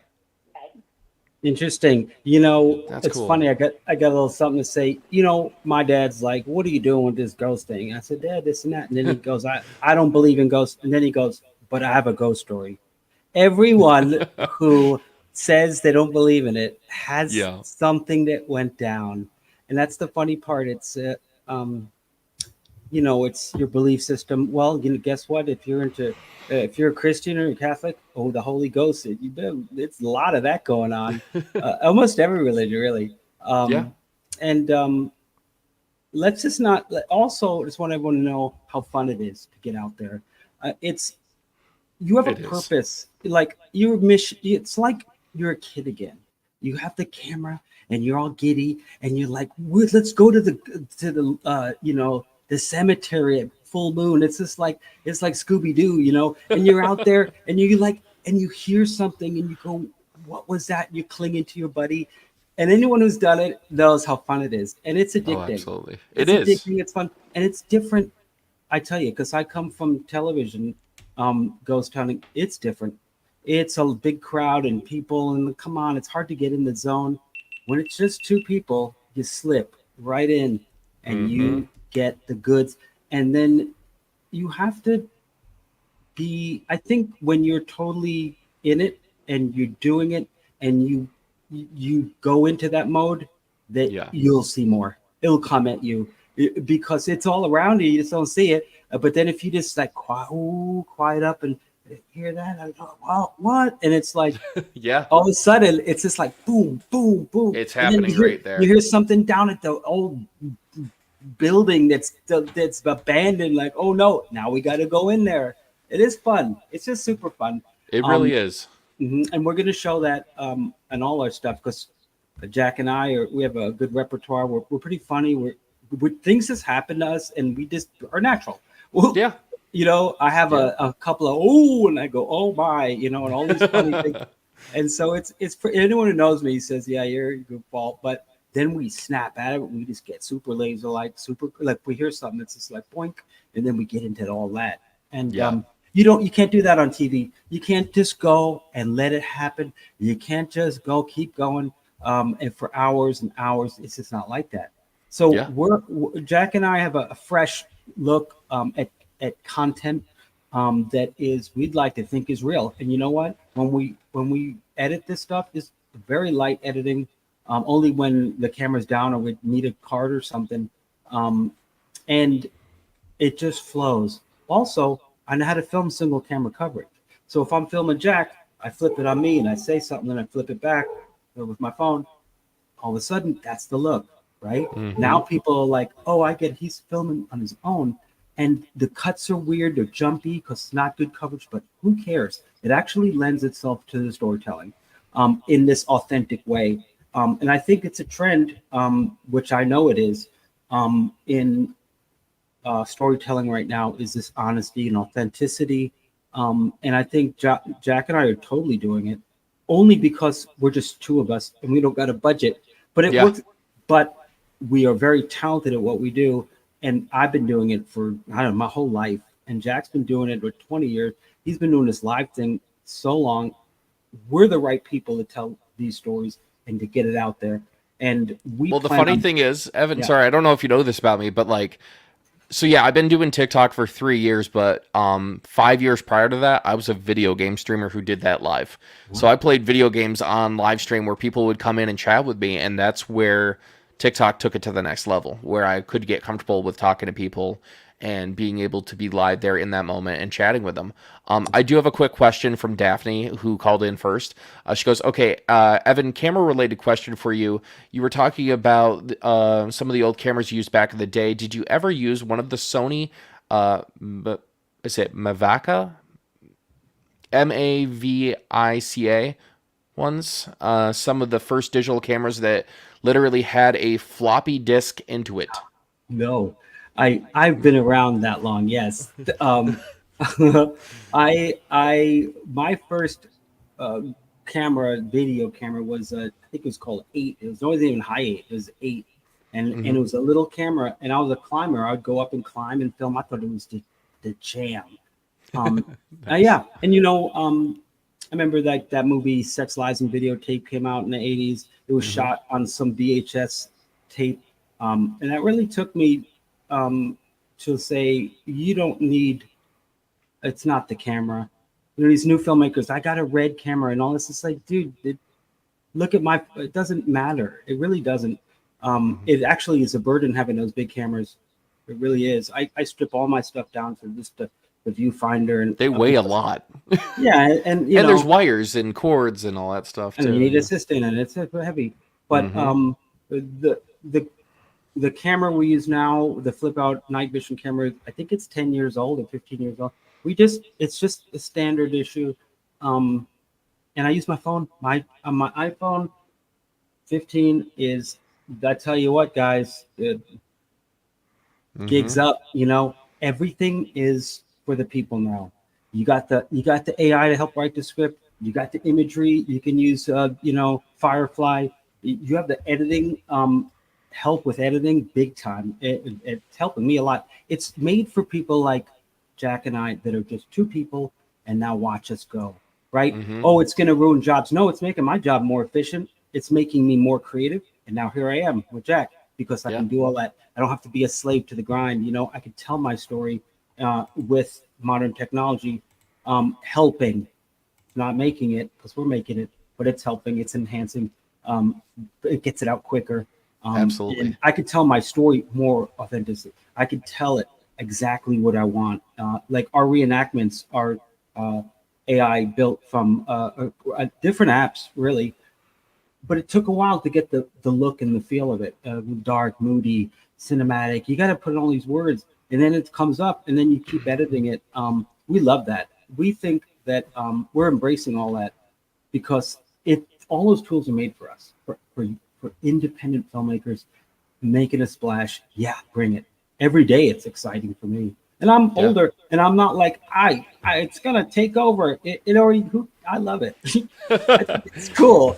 We've do. seen And this movie. We know what happens. oh yeah, we do actually. Sorry about Anyone that. who's seen Terminator knows what's gonna happen. You just can't stop it, right? No, you just go with the flow, right? Exactly.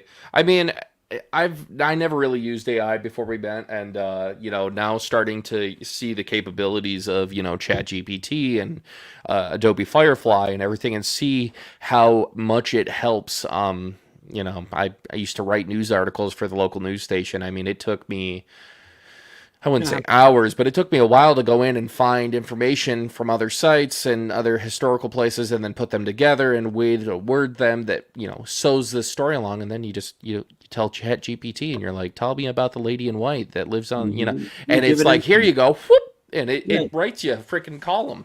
Yeah, you do a few versions, you edit it yourself. It's your vision coming in it. But, Exactly. it's made for content providers but I also work in Hollywood, big productions. I worked as an editor with TMZ for 8 months just recently.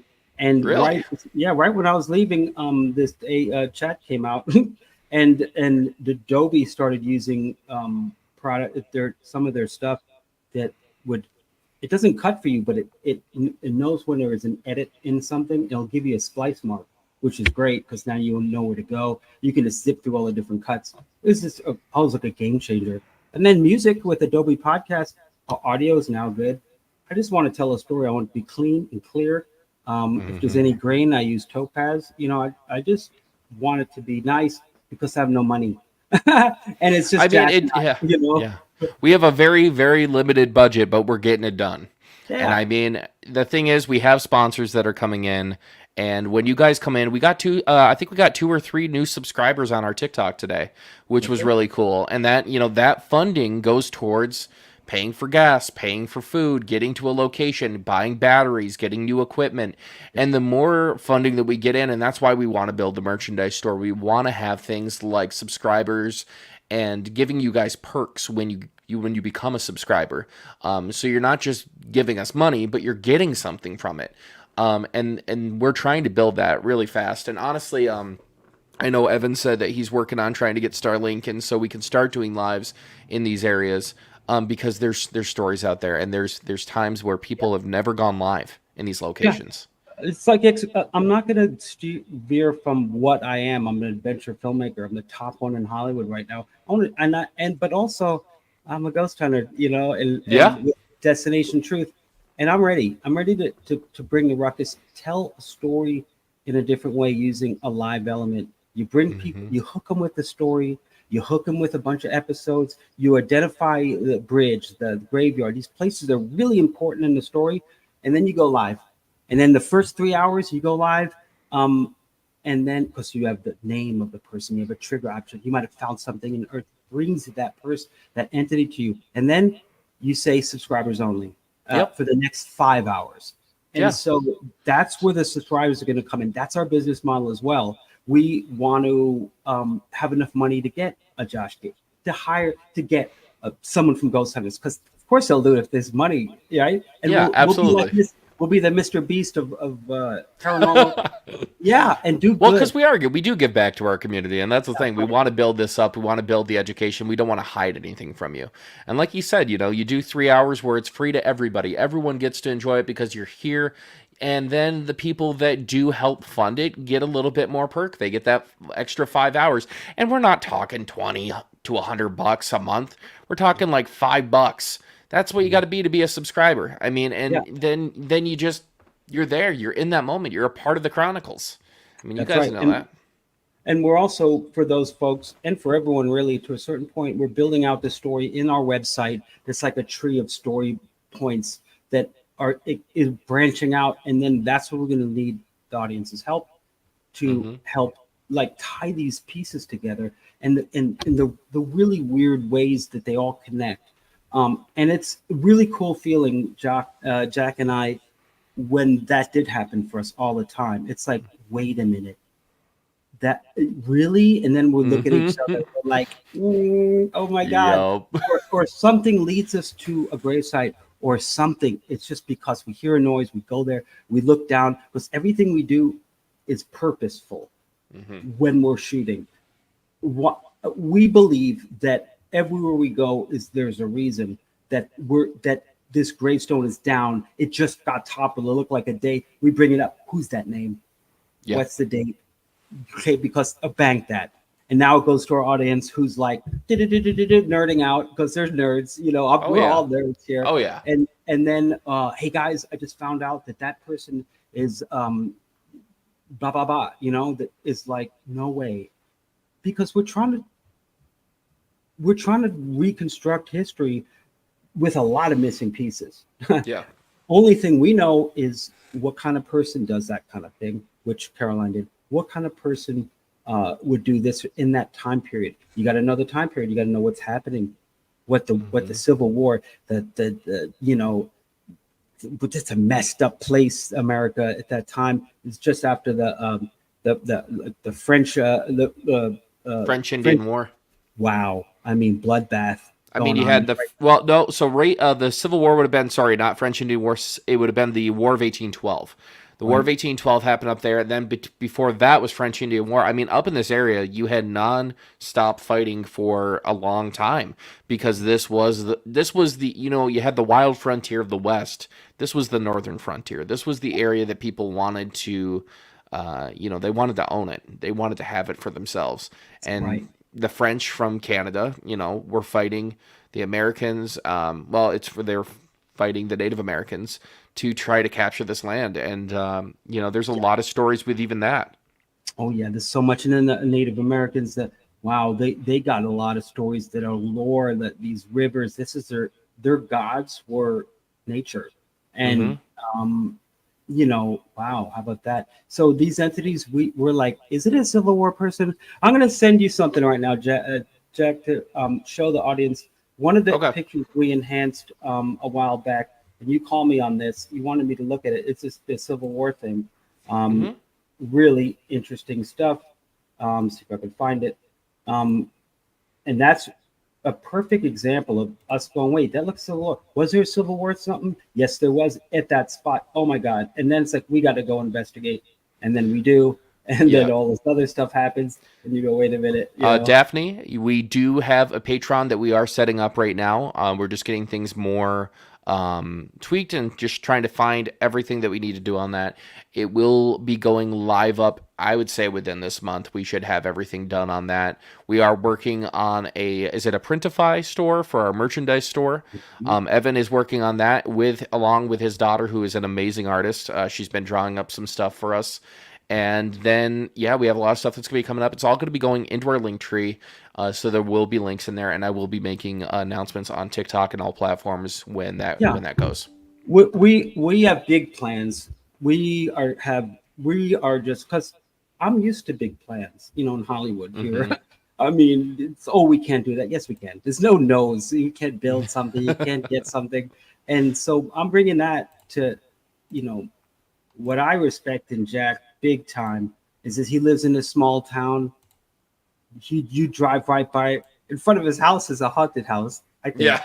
and he's this upstate New York, just in the smallest town. There's this TikTok star who's this goes live ghost hunting, and he's a superstar.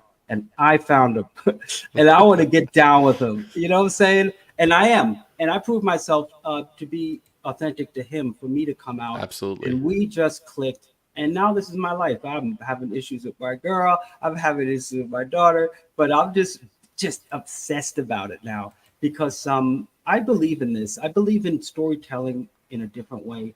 I'm the guy who in Hollywood who's going to be pivoting, who's going to be showing my peers how it's done.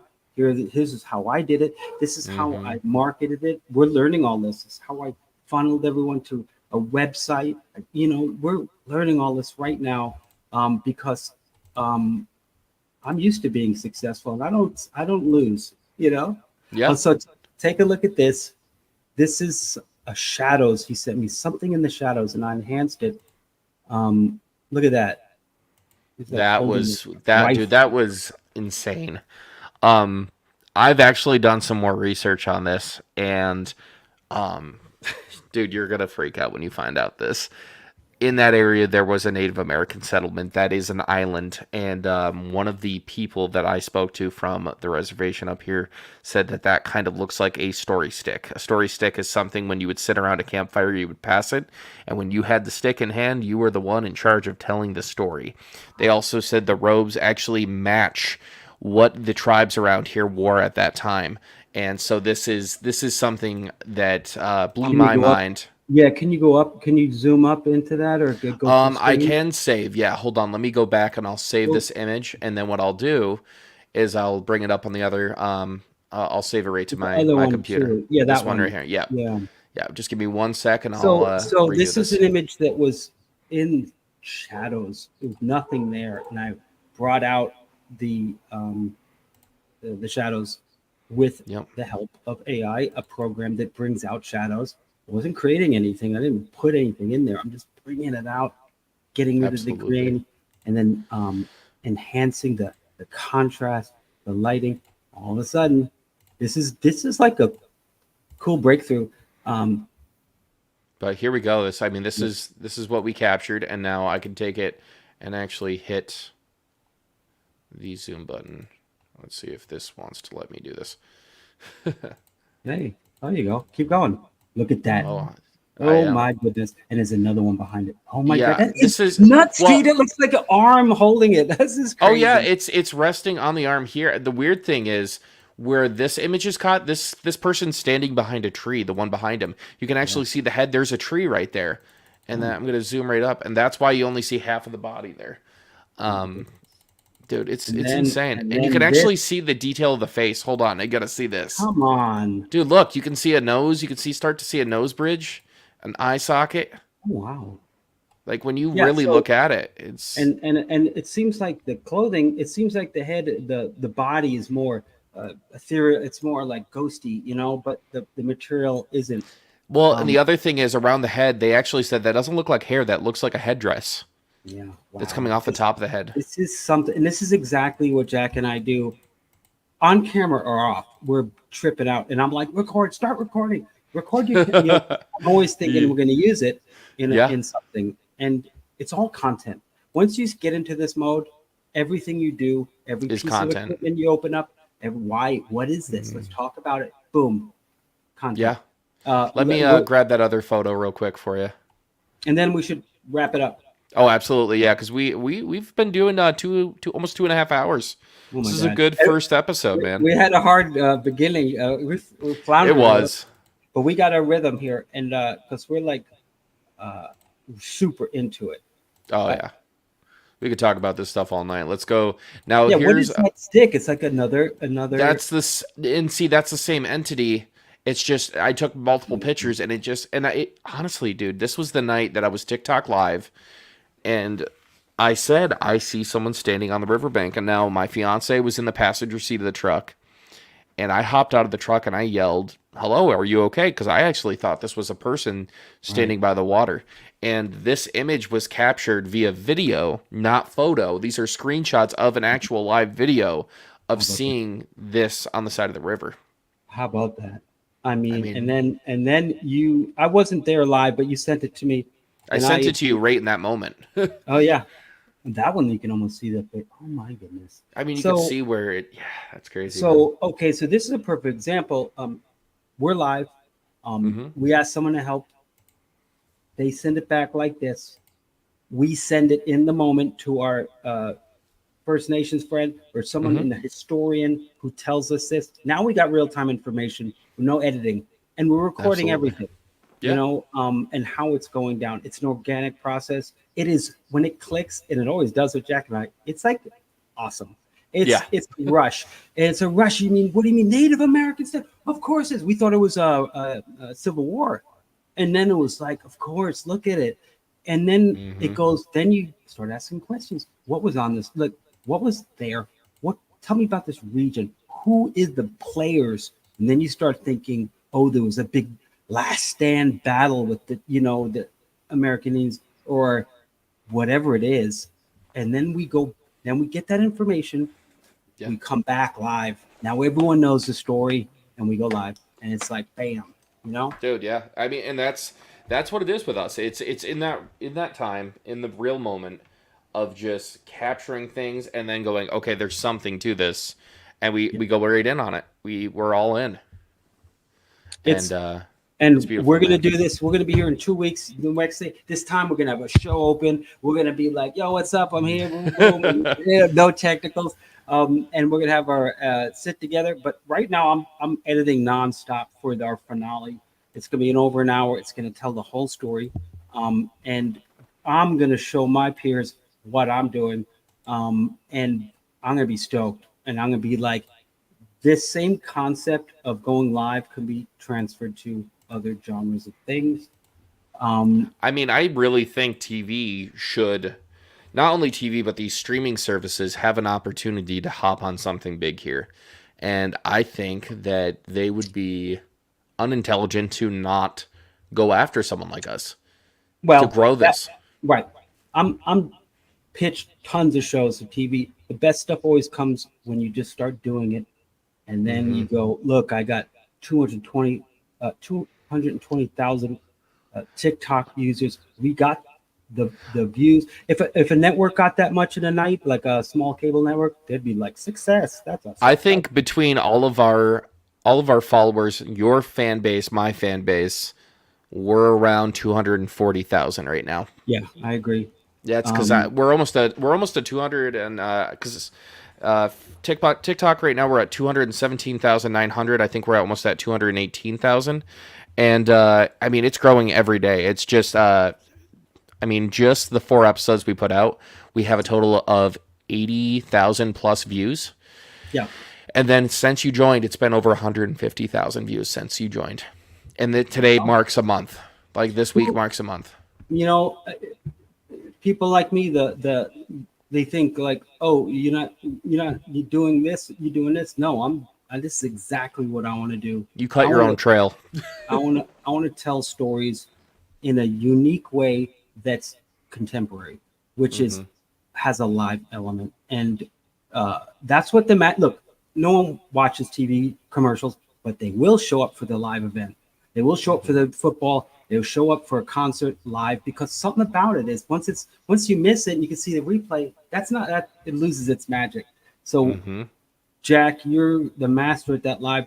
You're the best at it, and I'm the best at something else, storytelling and getting the footage, getting the angles, making sure we got it. And that's like a perfect combination. And we're going for it, guys. And I want you guys to be on our journey and be inspired to do your thing. We think it's important to, at this point in life, why don't you just do what you love, you know? Absolutely. And then or make it and then maybe that's the thing you do, you know, what you wanted to do. Absolutely, man. And honestly, we're taking this to a whole different level here too, guys. I mean, we're not just producing episodes twice a month. We're not just taking you guys on these live adventures. We're not just doing a podcast where we have you guys call in and tell us your stories and hear our stories. We're building a community here, and we're building something big, because this is going to be a whole new, different way to not only investigate the paranormal, but to shoot it. And we are telling stories about the history. We are finding facts. We're finding logic, and we are going to prove to, I think, honestly, a lot of the communities that this is real. This is a real thing. The paranormal is here with us. And it's okay to be skeptical, because there's a lot of stories out there that don't have the validity, don't have the thing that backs them up. But we're finding that. We're finding the facts, the proof, and then we're taking you guys live on the investigation. How about that? That's and it. We're totally honest about our footage and how I shoot it. I'm open, and the gatekeeping's none of that. I'm going to tell you what cameras I use, what settings. Come on, let's get into it. You know, Absolutely. I want you to go do it too. Go do it, and like you think your backyard's haunted. Go out, you watch how fun it is. You know, Absolutely. It's also great to do with your kids, your best friend. It's fun, and we're going to teach you how to do it safely too. Jack has a whole thing. You don't just show up somewhere. You got to ask permission. It's like a sacred, walk out. You walk backward, you don't turn the back on them. You know, it's like a whole thing. Yeah, it's cool. Well, and that's the thing. You got to be safe while doing this. It's real. It's not fake. Yeah. Don't go out there and provoke. Don't be rude. Be respectful. These are people who had lives at one point. These are people that are somebody's mother, grandmother, daughter, brother, son. You know, these are somebody's family members. Always have respect. And on that, Evan, I think that's how we end it tonight, man. This was a great podcast. We had our bumps, but we stayed up. Like, yeah, you're doing the Rocky Balboa kind of thing. We stayed up. We didn't let it knock us down, and we got through a 2.5-hour podcast. Wow. That is huge. Like, dude, because we lose track of time. We love I want this the thing. highlights. I want the highlights always. Oh, dude, I'll send you. All of this will be on YouTube. This gets posted right to our YouTube. So if they missed it. Let's start at like 15 minutes. No, it's too late. It's going right. It goes right on YouTube. There's nothing we can do, man. This is real in the moment. When I say, I've told you this when we first started talking about, you're like, lives, man. What if you do this? It's there in the moment, man. There's nothing you can do about it. There's no backpedaling. You can just be yourself and exactly laugh about it because we're jumping in so quick on this. We're like, how does StreamYard work? What do we do? And this is my first night using StreamYard. Yeah. All right. It's okay, on. Evan. Thanks everyone showing up and tell them what's coming up and maybe mention some of our sponsors. Yeah, guys. So we have a lot of stuff coming up. We got episode 5 coming out on January 1st. Do we have an official time on what time that's going to be out, or we wanted to just kind of leave that closer to the 1st? The 1st is Monday. Leave it closer to the 1st. So Sunday night, you let me know what time you want to post it, and I'll post it on Sunday night to let them know what time to watch on Monday night. Well, we got to be careful. My brother's show is Monday. On his stuff. His show's on Sundays and sometimes on Wednesdays. Okay. So the thing will be on Monday. I will post on Sunday night. Just post to let them know what time it's at. So, yep, that's what's going to be happening January 1st. Then remember, guys, every first and third Wednesday, Explorers of the Unknown podcast will be live on this platform. We'll be talking to you guys just like we did tonight. Then every second and fourth Friday of the month, there will be a episode from the SVC, Explorers of the Unknown. And a big, huge shout out to Tascam, one of the best audio companies out there, one of the most biggest and professional companies, to just give you some of the best sound. I mean, you told me you've worked with their company before, and they have great products, and they have just been amazing and sent us some great stuff. So thank you to Tascam. Sound like a professional. So let's move on. We also have the Historic Haunts of Waynesboro. They're down in Waynesboro, Pennsylvania, 30 minutes west of Gettysburg, Pennsylvania. One of the most beautiful historical towns that I've ever visited. And they have a haunted bed and breakfast, the historic 1912 Hoover House, ran by Steve and Pam, who are also the owners of the Historic Haunts of Waynesboro. They provided us our ghost lantern and a lot of our equipment that we use, and they are great people, very down to earth. I'm going to be visiting there in a couple weeks just to pick up the audio equipment from Tascam. And we have a couple other sponsors that we're not going to mention yet until we get our stuff, and once we do that, they will be a part of this as well, and we appreciate them very, very much. And on that note, guys, just keep an eye out on the pages. We'll be keeping you guys updated, and we'll see you on the next adventure. Yeah.